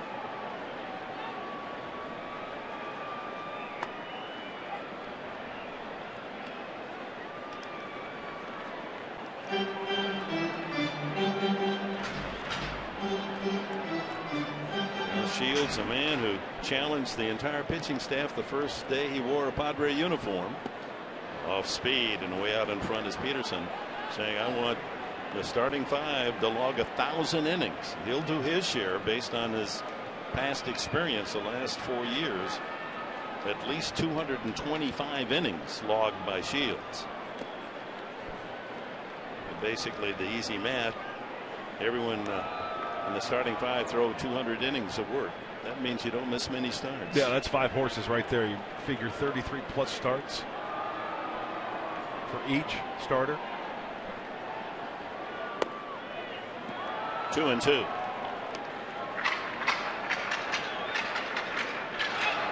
Bases empty here in the Dodgers 6th inning.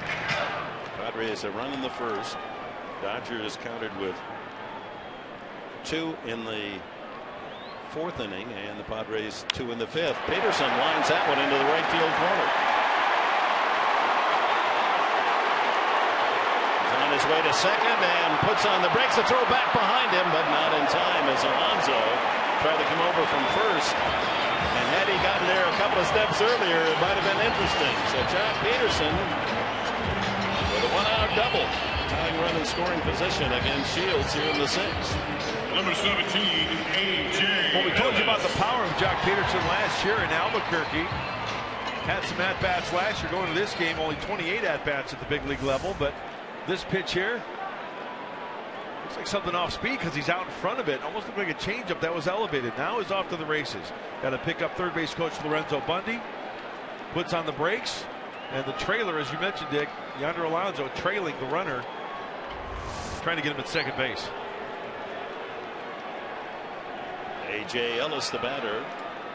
Justin Turner has a bat in the on-deck circle. Apparently will hit for Kershaw. Swing and a miss. 93 on the fastball. Ellis has walked and struck out.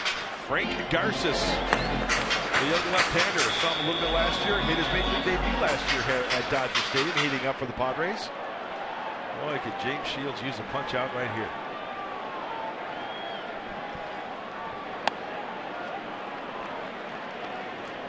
On that fastball strike. Troublesome Turner on deck. He wore out the Padres when he played last year.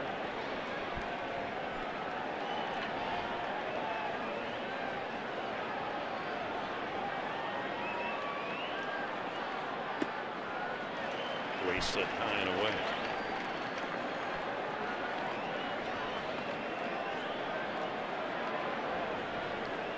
There's Turner, quite a season.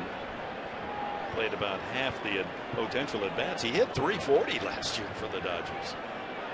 Runner goes and into third safely is Peterson. We told you he stole 30 bases last year in the Pacific Coast League. Big guy with power, but he almost walked over to third. No chance for Norris. And with the way the defense was playing, you could see Jed Jerko out of the picture, Clint Barnes. So Peterson's thinking, I get a good secondary lead with the right-handed hitter up there.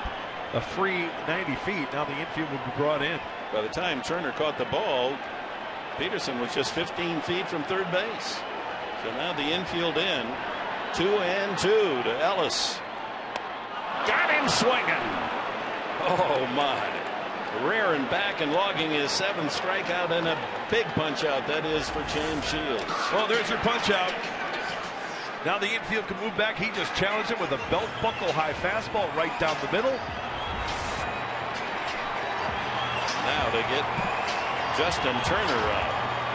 Not only was Turner successful against every team hitting .340, especially tough with runners in scoring position. In fact, he had .419 with runners in scoring position last year. Wow. Derek Norris going out to have a chat, maybe going over the scouting report just to refresh the memory of James Shields as you take a look at his numbers. So there's the line on Clayton Kershaw this afternoon. 6 frames, 6 knocks. He gave up 3 runs, all earned, while punching out 9 Padres. Comes out swinging, Turner.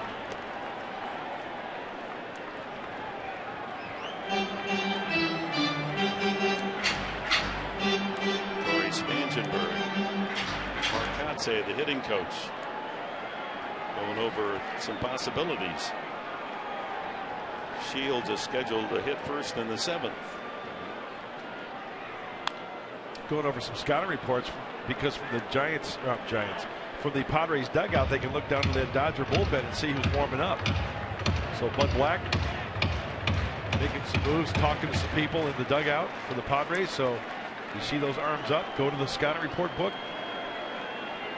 Jimmy Garcia is the man heating up for the Dodgers.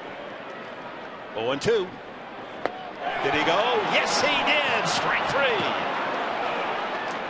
Shields works his way out of trouble again with his 7th and 8th strikeouts with a tying run at third.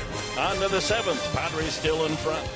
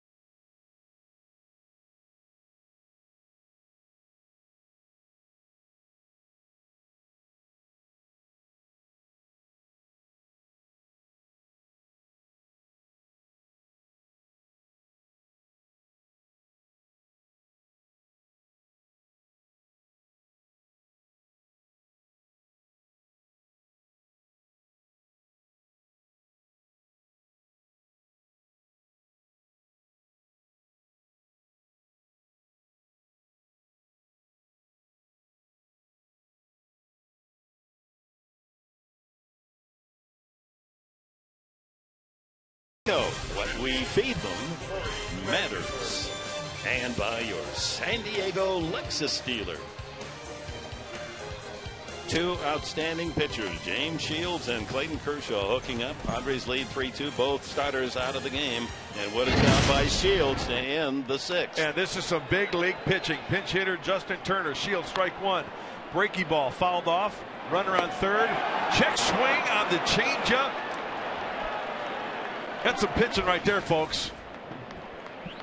And Bud Black right there to greet his veteran right-hander with a pat on the backside, get his troops back in with the lead.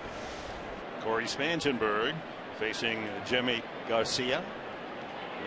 The bullpen a bit a question mark for Don Mattingly because Kenley Jansen with a broken foot probably won't pitch until May. So he was their ace closer last year with 42 saves. So Don Mattingly is going to mix and match in terms of his bullpen and his closer. Yeah, that's not a good situation, is it, Professor, when you start the season and it's bullpen by committee as far as closer by committee. So Jimmy Garcia, fastball, a curveball, a changeup. And pitching numbers brought to you by El Cajon Ford for Jimmy Garcia. Spangenberg clears that one foul. The official attendance today, 53,518 as we open this 2015 Major League season in Dodger Stadium. Going to have a big house on Thursday. Hope you made your plans to be with us for the Petco Park home opener. Ian Kennedy will get the call for the Padres. Late foul.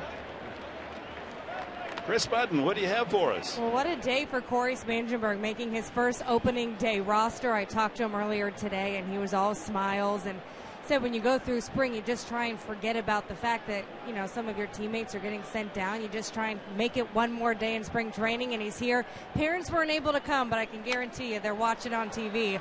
I asked Buddy Black, what'd you like from him this spring? And he compared him to Lexi and Marista. He liked his versatility, his speed, being able to put him anywhere. Also likes what he sees off the bat from him. His Cactus League numbers, 265. Knocked in 10 runs. Chris, Nub foul up the third base side. Thank you very much. And you know what, Dick and Chris, this is the part of the year in spring training when you chopping down the rosters. I honestly, I don't like it. I don't like it because it gets emotional. Guys are on the bubble. They're calling friends. They're calling family. They're on pins and needles. It's just one of those uncomfortable situations. So I know exactly what Corey Spangenberg is going through, and good for him. Count remains 1-2. Strike three called, says plate umpire Gorman. First strikeout for Garcia. Well, look at the starters comparison. Shields and Kershaw each go 6 innings, each allowing 6 hits. Shields allowed 2 runs, Kershaw 3. And the strikeouts and walks almost identical, pitches thrown. I mean, that's a matchup right there. Absolutely. Pitchers duel. We saw it right here firsthand. The difference is Matt Kemp, 3 RBIs for the Padre outfield. Will Myers hit by a pitch, stole a base, and scored the Padres' first run back in the first on a Kemp single. He has flied out and struck out since.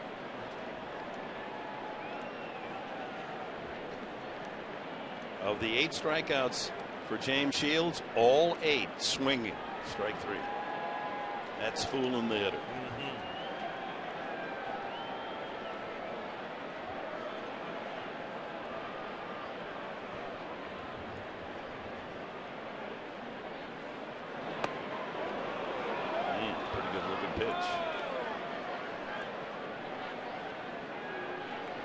So Clayton Kershaw was 21-3 last year. Can't win this opening game. Could lose it.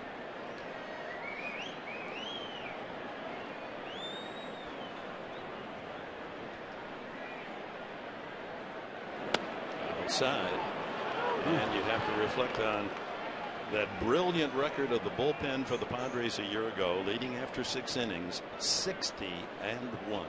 During the offseason, people asking me about the Padre year and what was their strength. I mentioned the pitching and the bullpen. When I'd say 60-1, they'd know, come on, that can't be. I know. Swing and a miss, and Garcia comes in to strike out Spangenberg and Myers. You don't know how many times I dropped that stat in the frozen food aisles out in Alpine during the offseason. You can win a free sandwich there if you can come up with that stat, huh?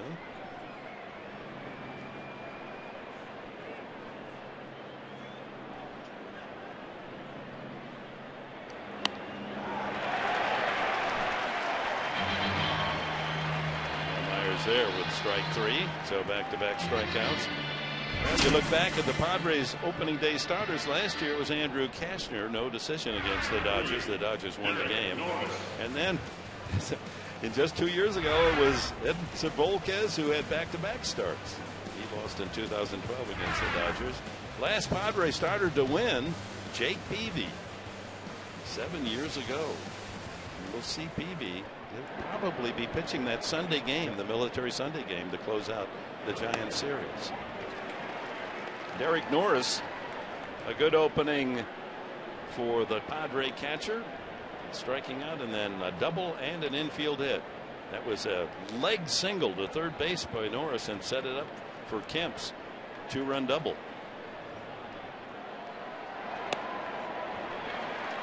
Well, Jimmy Garcia looks like he's got a live arm as we take a look into the Padre bullpen. Nick Vincent heating up.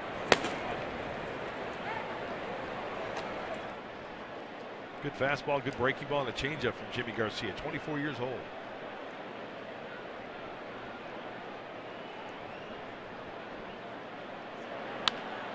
Hit well to left field. Not deep enough. Crawford has room near the warning track. Norris flies out. Garcia with a 1-2-3 seventh inning. Stretch half of the seventh at Dodger Stadium.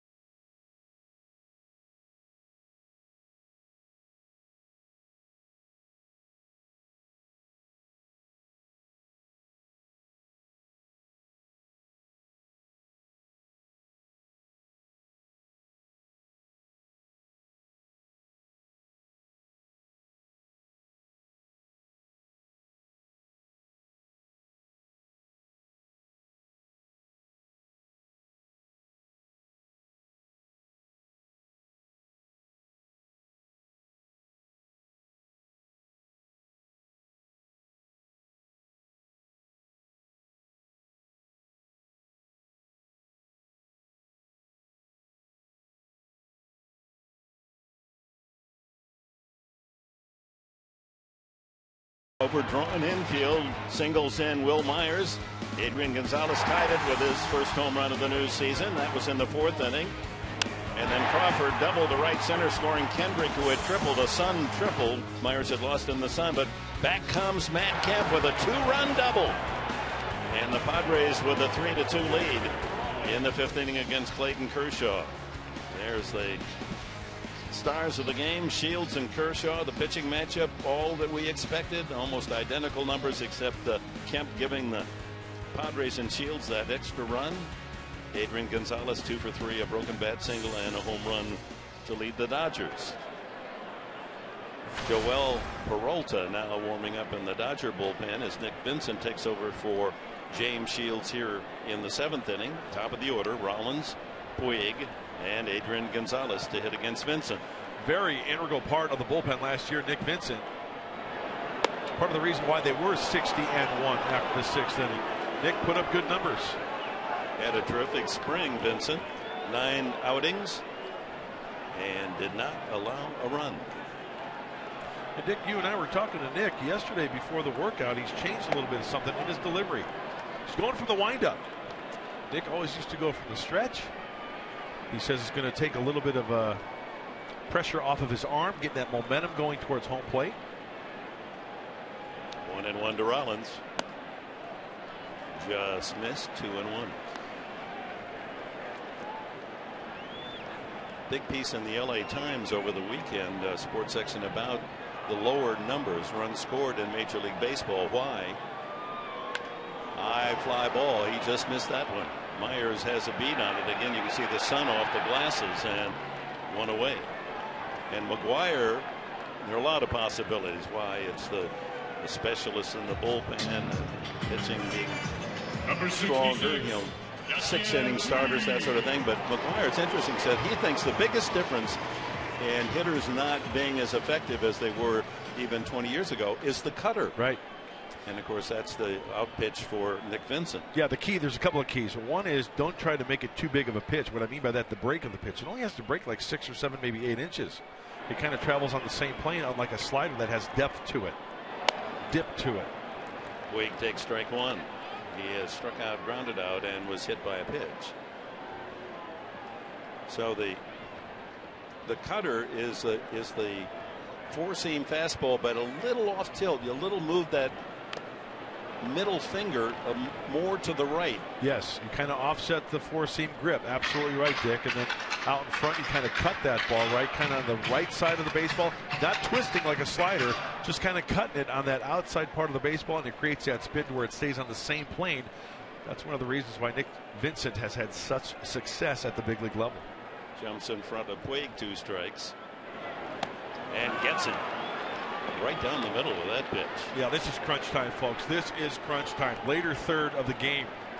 You've got the big boppers, the top of the order coming up. And Nick Vincent, is that a cutter? Looks like a 4-seam fastball, and it sneaks by him. And Vincent said, sometimes I don't know whether it's going to break big or break small. And he said, I just take what I can get. But it has been a very effective weapon for Vincent to earn him a key spot in a big league bullpen. Here's Gonzalez, 2 for 3, and the other out was a line out to third base. The shift is on. Jerko in shallow right field. As if he wanted to go to left field with that one.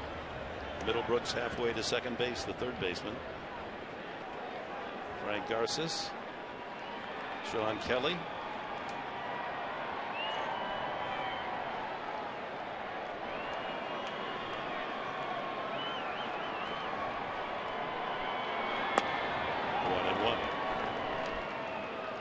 That looked more like a 2-seam fastball tailing away from the left-handed hitter.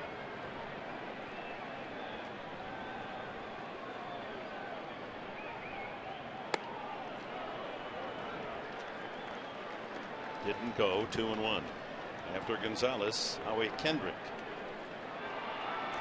Padres leading 3-2 here in the bottom of the 7th inning. Probably see Nick Vincent keep that ball away from Adrian Gonzalez. You don't want to leave anything middle and something can jerk out of the ballpark. With that said, the outfield playing to go the other way. 3-1.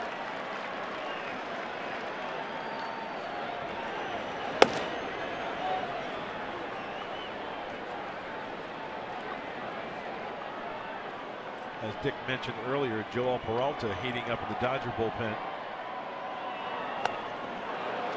That was a home run swing right there, wasn't it? Looked like. Yeah, it took a little off, but slider, full count to Gonzalez.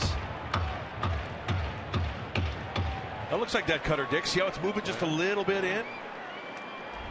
Looks like a slider. Just a little bit, yeah. For the hitter, fastball and the late break. Gonzalez's home run was in the right field bleachers. It's only 330 down the right field line.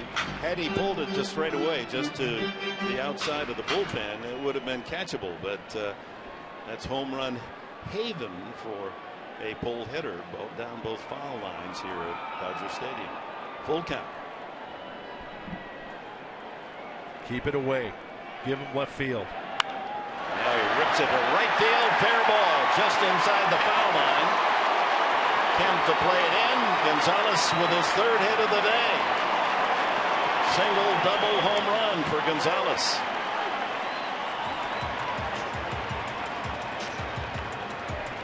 Two outs, tying run at second. Number 47, Howie Kendrick. On that last pitch, Nick Vincent just caught too much of the plate. Right on the line, it looks like. Everybody's scrambling. You got the security guard getting out of the way. You've got another security guard getting out of the way. And then one security guard going all the way out by the bullpen area. Hey, that first guard really a nice move. The East German judge gave him a 8.1 on that dive into the stands. All right, Kendrick 1 for 3. The high fly ball lost in the sun by center fielder Will Myers for a triple back in the 2-run fourth inning for the Dodgers.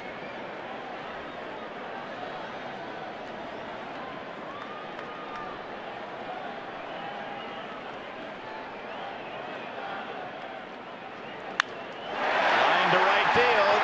Kemp can't get there. Knocks it down. Here's the throw to second. Going to be a play. Not in time. The game is tied. Kendrick delivers. Back-to-back 2-out doubles. Gonzalez and Kendrick. That gets Clayton Kershaw off the hook. Well, talk about catching too much of the plate. That ball, that cutter is right down the middle. Derek Norris wanted it away. If you're going to miss off the plate. And Howie Kendrick does a nice job of staying inside that baseball, rifling it to right center field to tie this one up.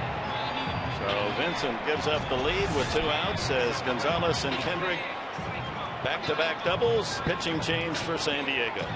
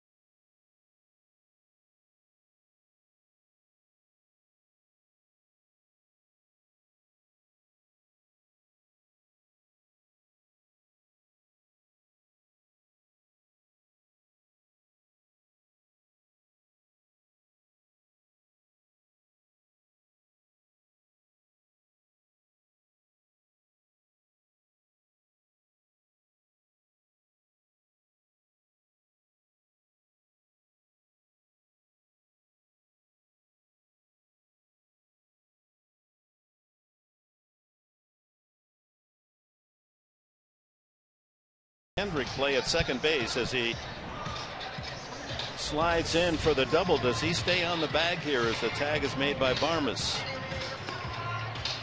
Okay, contact with the bag and the pop-up slide. Barmes. Right knee still on, still on, still on. Oh, he yeah, should be out. He's out. There's definitely a room between the base and his right shin. Another angle. Oh, yeah, you see daylight there between the bag and the right shin. But Black did not challenge. So Kendrick, the tie-breaking run at second base. Scott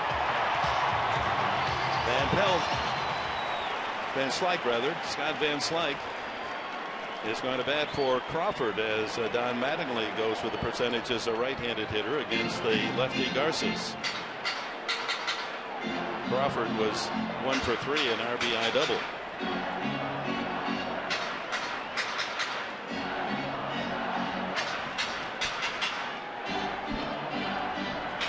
Van Slyke. I'm wondering why no challenge. Too close, maybe, to come up with a definitive. Yeah, it would have been tough to see with the naked eye. Maybe not fast enough either. Well, Garces making the big league roster. Comes in with a 92-mile-an-hour fastball. For a little man, he can get it up there. The two backup outfielders for the Dodgers, Van Slyke and Ethier, that's pretty good talent.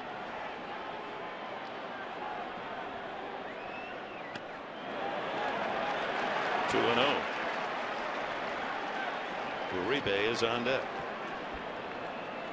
Saw Van Slyke's numbers last year, nearly hit 300.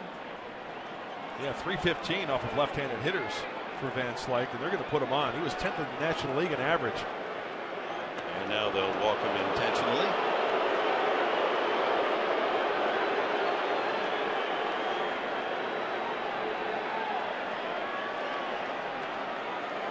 And ball 4.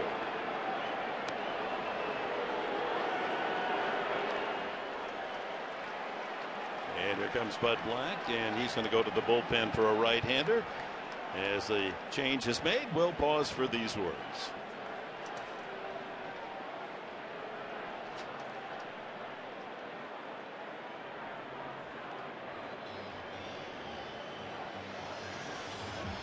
That's it for Garces. He comes in to walk a batter intentionally.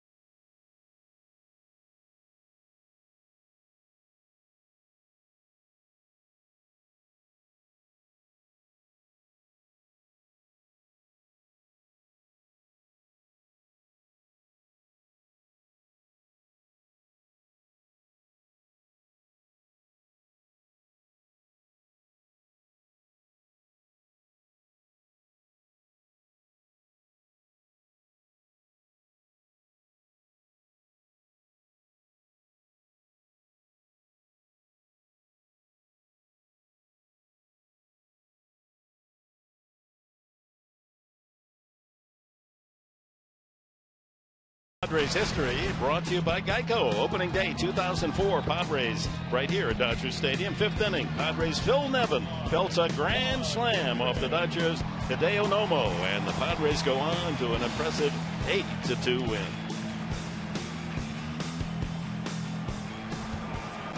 Today a 3-3 tie as the Dodgers have evened the count here in the 7th inning on back-to-back 2-out doubles. Adrian Gonzalez and Howie Kendrick. Kendrick at second. Crawford pinch hit. Scott Van Slyke intentionally passed, and it's Uribe with 2 on against Sean Kelly. Ground ball right side, weakly struck. Jerko throws him out. There goes the Dodgers, and they do score 1. It's tied at 3 after 7.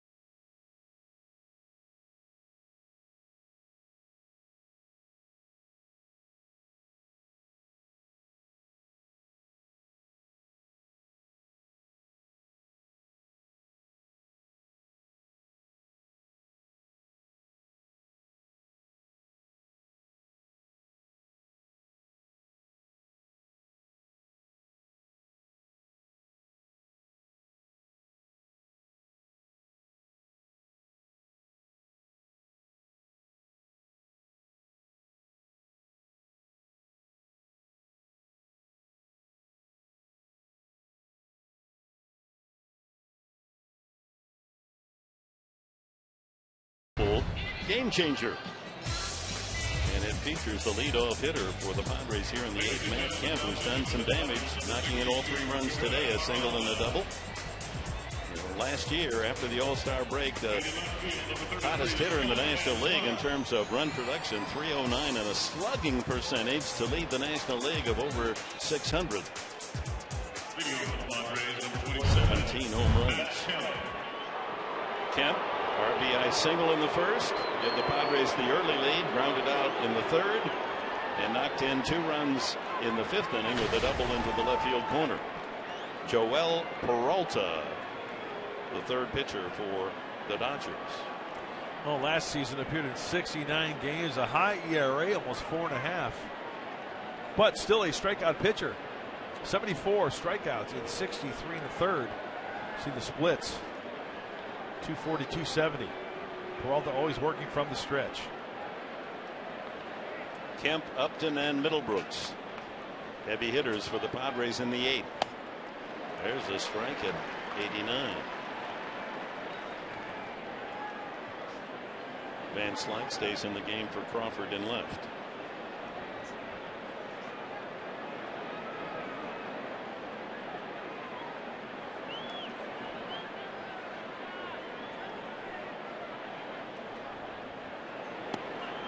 Strike 2. Fastball, curveball, changeup from Peralta. Kind of herky-jerky with that delivery.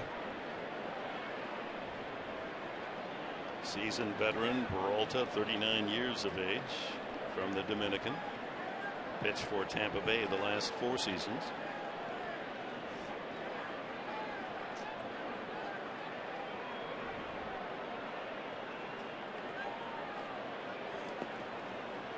A ball and 2 strikes to Kemp.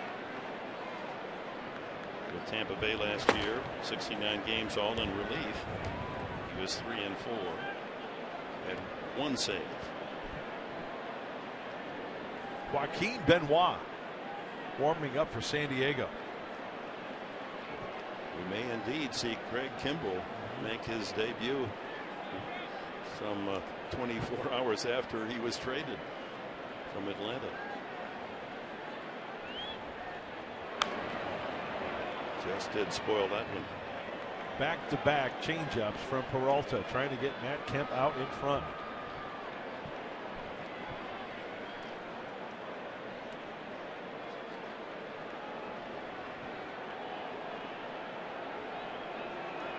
Peralta has been the busiest relief pitcher in the major leagues since 2011. High pop-up, just missed that, middle of the diamond. Second baseman Kendrick collects it for the first out. So we go to Mike Pomerantz. Michael.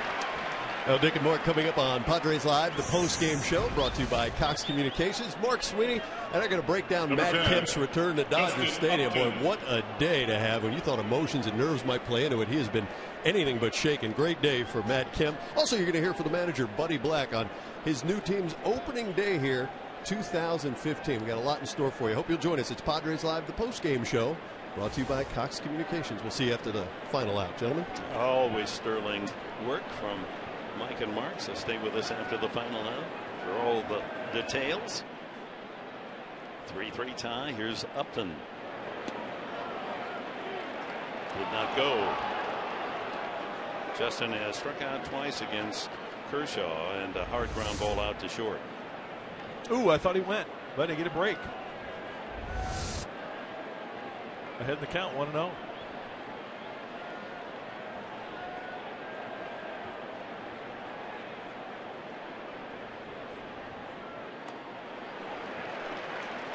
Lots of off-speed stuff from Peralta. Good curveball. Not a power curveball, but it's got a lot of depth to it. 12-6 action.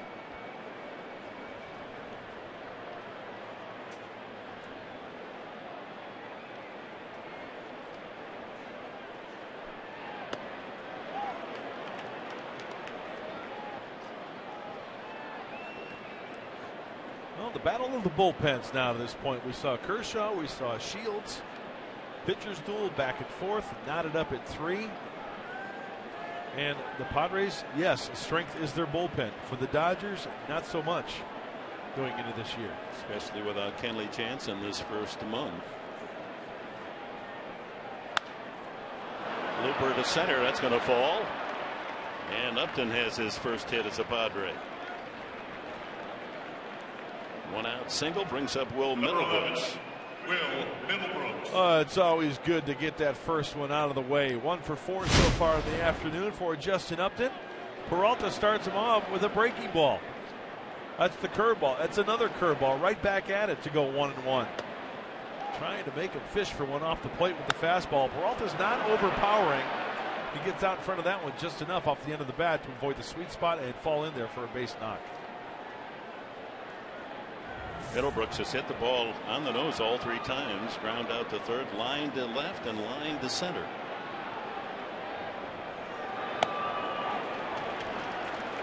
.89. We'll top out about 90 on the fastball.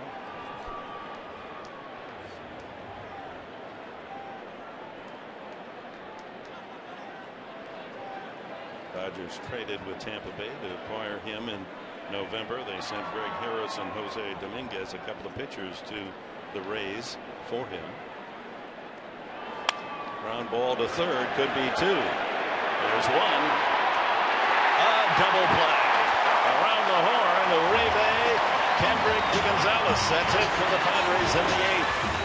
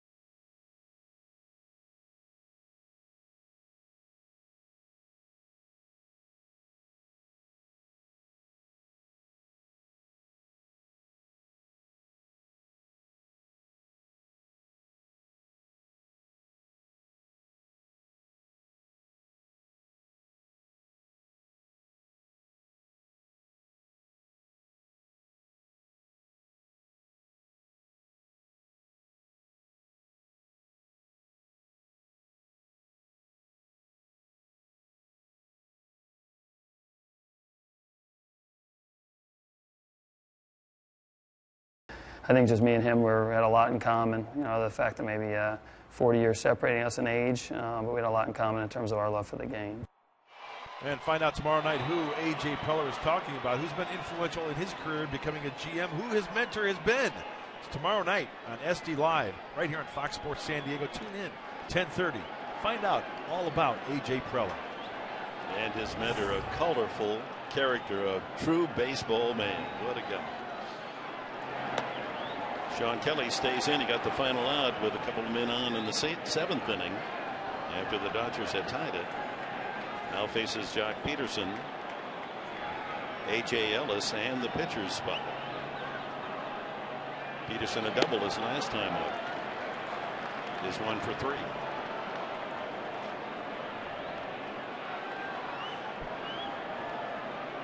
Just 22 years of age.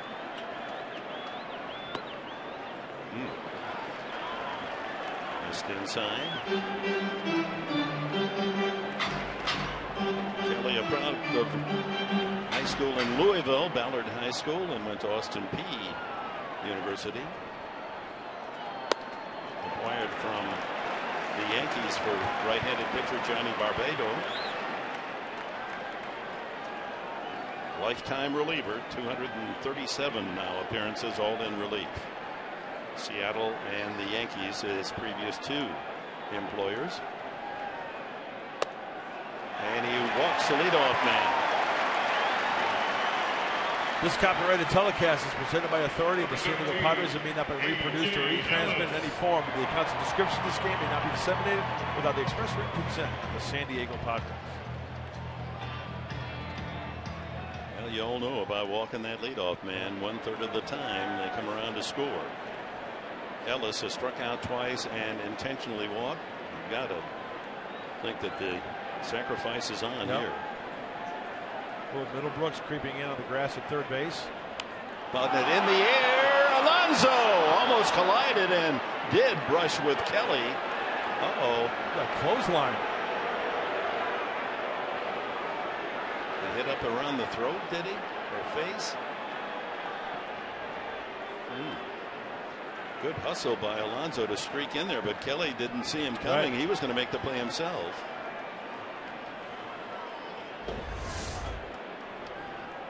An elbow right to the face. Left elbow of Kelly. Went down for the count, but was up at the count of 8. Yeah, that's a big out, preventing that runner from getting into scoring position. Andre Ethier is going to be the pinch hitter. You know, that ball's not up in the air long enough, really, for somebody to camp and say, hey, I got it, I got it. Everybody's converging, right? Everybody wants to get that big out. Number 16. Looks like yonder is okay. Ethier, a very popular Dodger, but this high-priced ball player, All-America at Arizona State, can't find a spot in the outfield to start. Peterson has taken center field, and there's one of the reasons. In 130 games last year, he hit only .249 with 4 home runs, far under the numbers that he was posting earlier in his big league career. He wants to be traded where he can be an everyday player, but he comes at a high price with a big salary. Takes ball 1.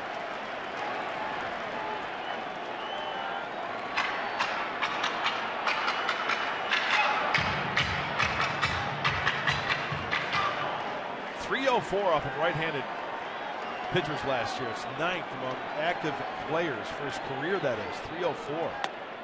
Has troubles with lefties, but picks on the right-handers. Broke in as a rookie in 2006 and hit .308. Hit .305 again in 2008. Just a solid hitter, .285 overall in his career, but only .249 a season ago. Peterson, who stole third earlier in the game, a bluff that he was going to steal there. You better keep an eye on him. 30 steals last year in the PCL. And a nice job by Derek Norris behind home plate, breaking that ball down in front of him in the dirt. Kelly throws the fastball, slider, and a changeup. Chris Hatcher warming up. Hatcher, a former catcher, much like Kenley Jansen, converted to pitcher with a strong right arm. 1 out, 3-3 tie here in the home half of the 8th inning.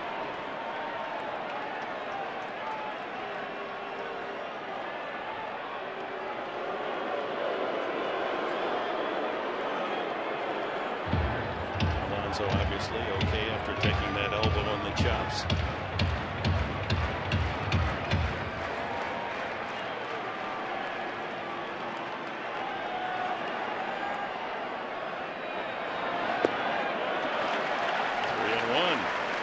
Walked to lead off the inning.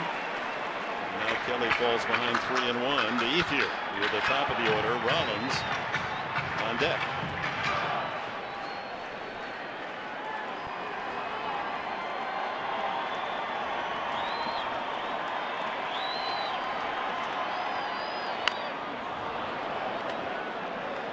And skipping through the first base dugout and up into the box seats.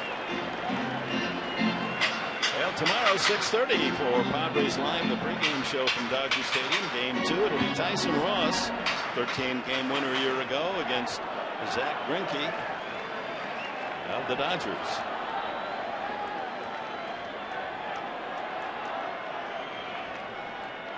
Ground ball to first. Alonso knocks it down. Now the flip, and in time. No, safe at first. Kelly couldn't find the bag. Well, Alonso boxed it. Tried a second time, and by the time Kelly got over to first, he was trying to catch and field for first base all in one. Didn't work out. That'll be an error on Alonso. Everybody's moving on the breaking ball down out of the zone. Kelly's covering, but on the short hop, Alonso could find it. You're right, Dick. He's got to concentrate on catching the baseball right, but cannot find the bag. A walk and an error, and the Dodgers threaten to take the lead here in the bottom of the eighth.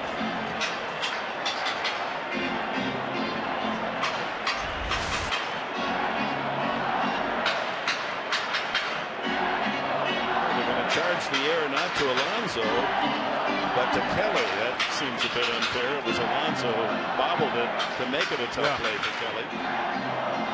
Nevertheless, a gift to the Dodgers. Without a hit, they have runners at first and second here, and one out in the eighth. Aaron Bolsley on to talk with Kelly. Rollins is the hitter. MLB.TV Premium, the #1 live streaming sports service, is celebrating 13 years. Watch every out-of-market game live or on demand in True HD on over 400 mobile and connected devices. Real-time highlights, live look-ins, pitch tracking widget, and much, much more. Every night on every device. Blackout and other restrictions apply. Visit MLB.TV for details. Switch hitting Rollins. Singled in the first, walked in the third, struck out in the fifth, and flied out his last time. Peterson with above average speed at second. Ethier at first.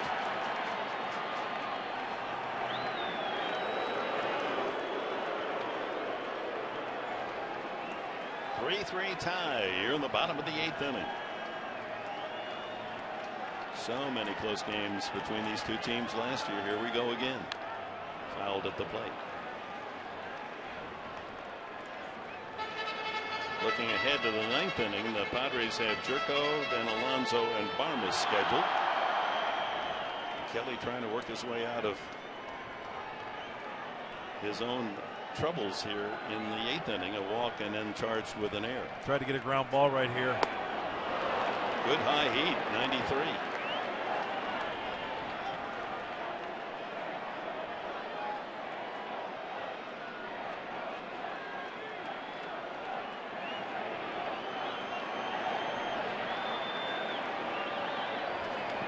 In the dirt, good block by Norris.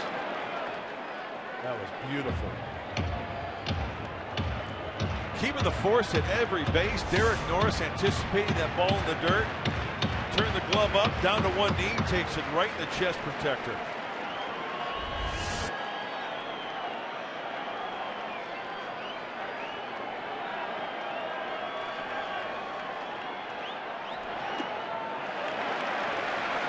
Slider misses, 2-2.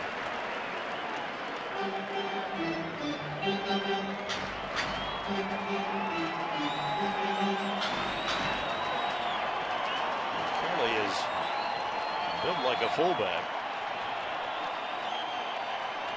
6'2" and 220.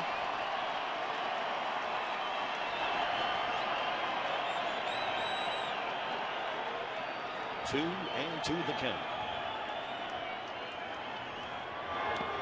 And in the dirt again, another block by Norris. Kelly walked Peterson after Ellis top bunt caught by Alonso. He went 3-1 to Ethier before getting him the ground softly to first when the error occurred. Now 3-2. Round 8, 6:30 for Padres Live, the pregame show. Another terrific matchup. Tyson Ross against Zach Greinke. 17-game winner last year. Fly ball foul. That'll make it into the crowd.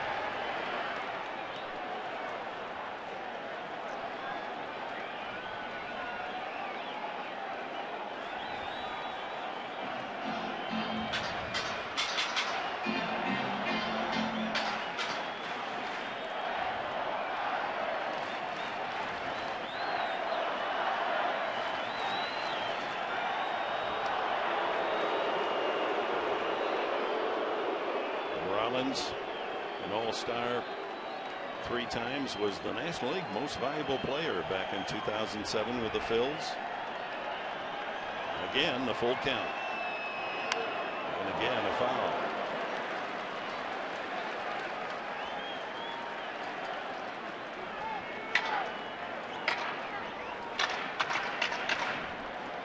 As I take a look at Matt Kemp out in right field, boy, that sun looks like it's directly in his eyes. Right field, the sun field. You see the shadow directly behind him. That medium fly ball, line drive, could spell trouble.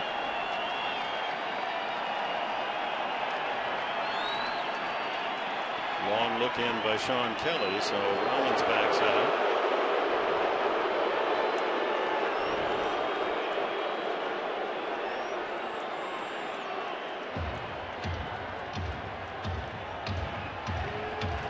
As always, plenty of Padre faithful here to cheer on San Diego in their games at Los Angeles.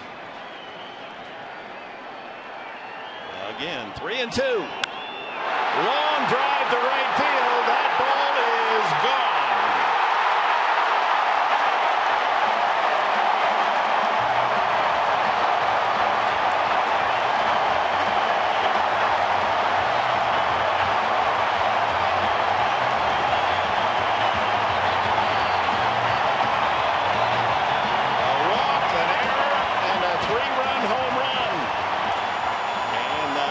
Dodgers lead it 6-3.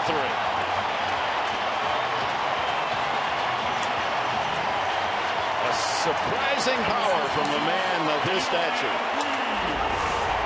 Jimmy Rollins put together a pretty good at-bat, fouled some pitches off, and right in the hot zone for a lot of left-handed hitters. Dropping the head, getting the hands through, finding that sweet spot. 17 home runs last year for Jimmy Rollins. Pretty fair ballpark here in Los Angeles. Well, the Dodgers rally with a run to tie against Nick Vincent in the 7th. And Kelly, a walk, an error, and a 3-run shot from Rollins for a 6-3 lead. And here's Puig. He struck out twice, grounded out, and hit by a pitch today, 0 for 3.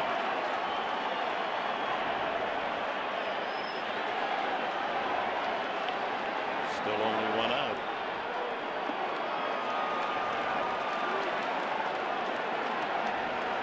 Sean Kelly's debut as a Padre, a disappointing one.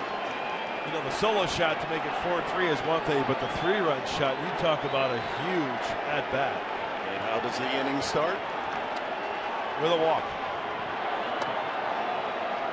2-2 and another Puig.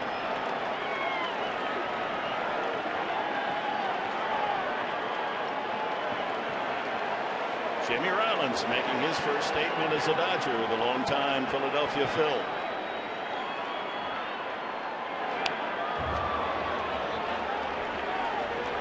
On base 3 times, a single, a walk, and a home run for Rollins.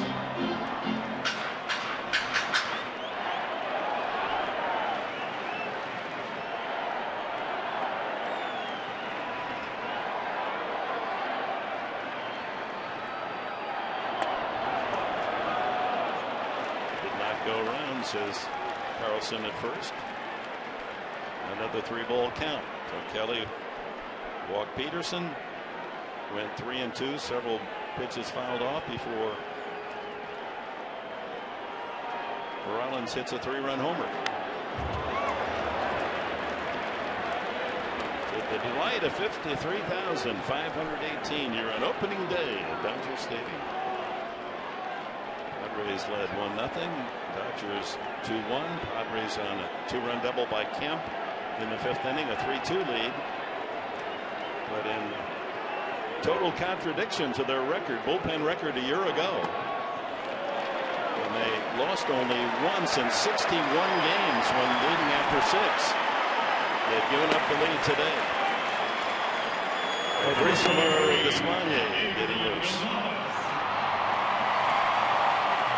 Yeah, you don't want this to go any further as far as the Dodgers putting runs up there, and plus the pitch count getting up there for Sean Kelly, where you want to keep an eye on that as well. Adrian Gonzalez has had quite an opening day after lining out the third to open. Solo home run, a single, and a double. He scored 2 runs. 3 for 4 for Gonzalez. Major League RBI leader a year ago with 116.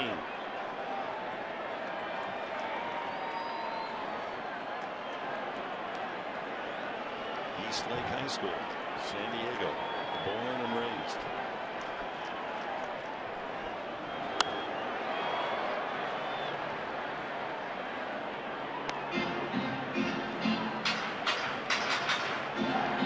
What makes him such an outstanding hitter? Great hand-eye coordination, doesn't overswing, uses the whole field. And yet they play him to pull. Yep. Shift is on again here. But I think he's just blessed with great hand-eye coordination, great vision. Runner goes, the throw to second base, and he's in there. Slides under the tag of Barnes. Puig with a steal. That's the 3rd stolen base today by the Dodgers.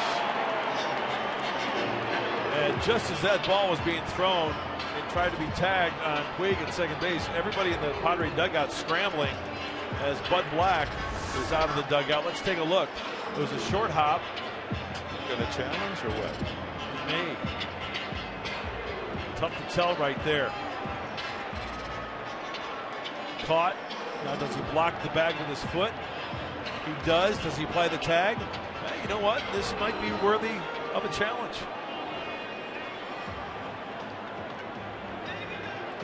Playing it back in the MLB headquarters in the East. Good job by Barmes. Stay with the tag.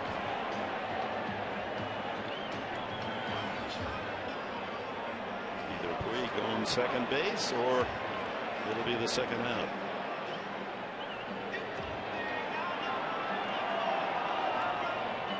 I think that second look that we had indicated that there's a chance that Puig may be out. He's out.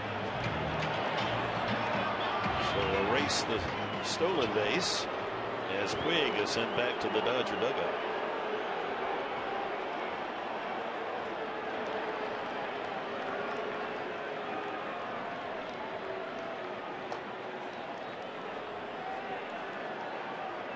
Two 6 on the putout. Count on Gonzalez, a ball and a strike. A walk, an error, a 3-run homer. The story here in the 8th inning to give the Dodgers the 6-3 lead. And remember, Dick, this year regarding the challenges, you keep on getting them right, you get another challenge. You're not limited.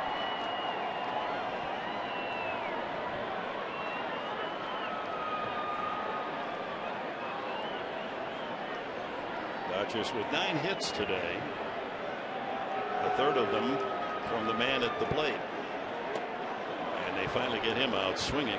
Kelly strikes out Gonzalez, but the damage done. 3 runs on 1 hit. Rollins' first home run as the Dodgers. And it's LA in front 6-3.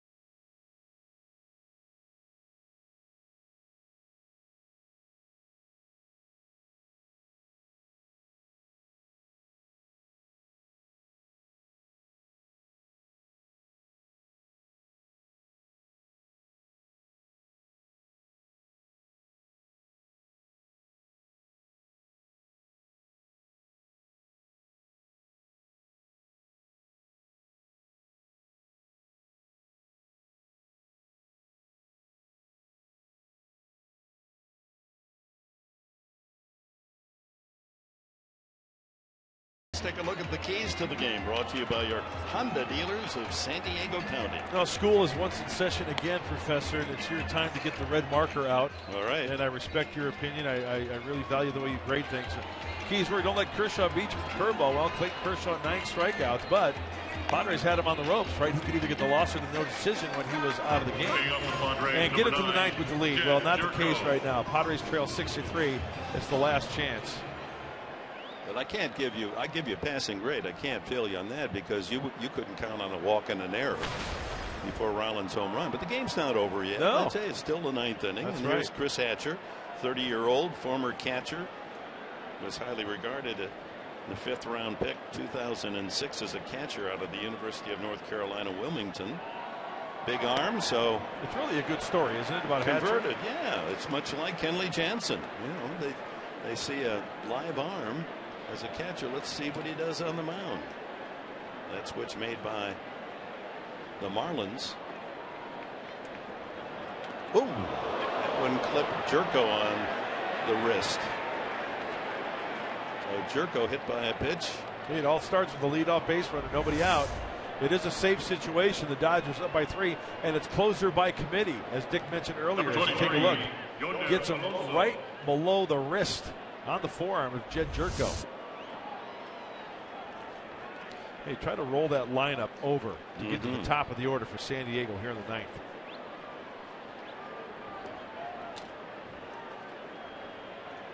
But Black going out to see what Jerko's doing. Where he was struck looked like on the inside of the right wrist.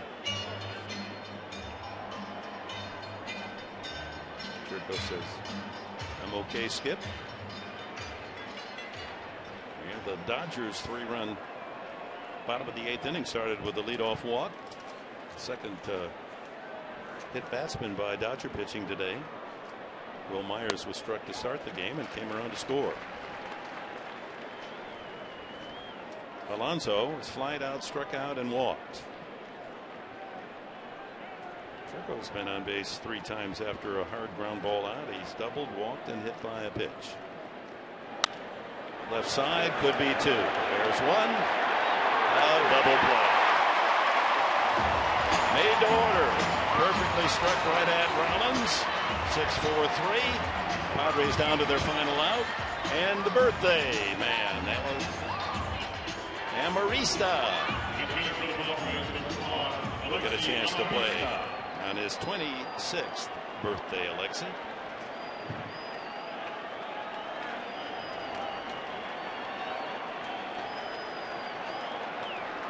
Amarista had a solid spring. Will be sharing the shortstop duties with Barnes, and of course has the ability to play other positions. Takes ball 1. Cactus League, he hit .354. That was second best of the Padre hitters. Second to Kemp's .364.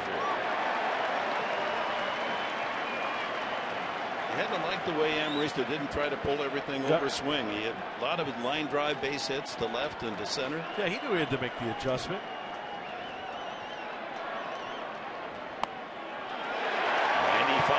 Hatcher does have a live arm, doesn't he? Sure does. Down to the final strike.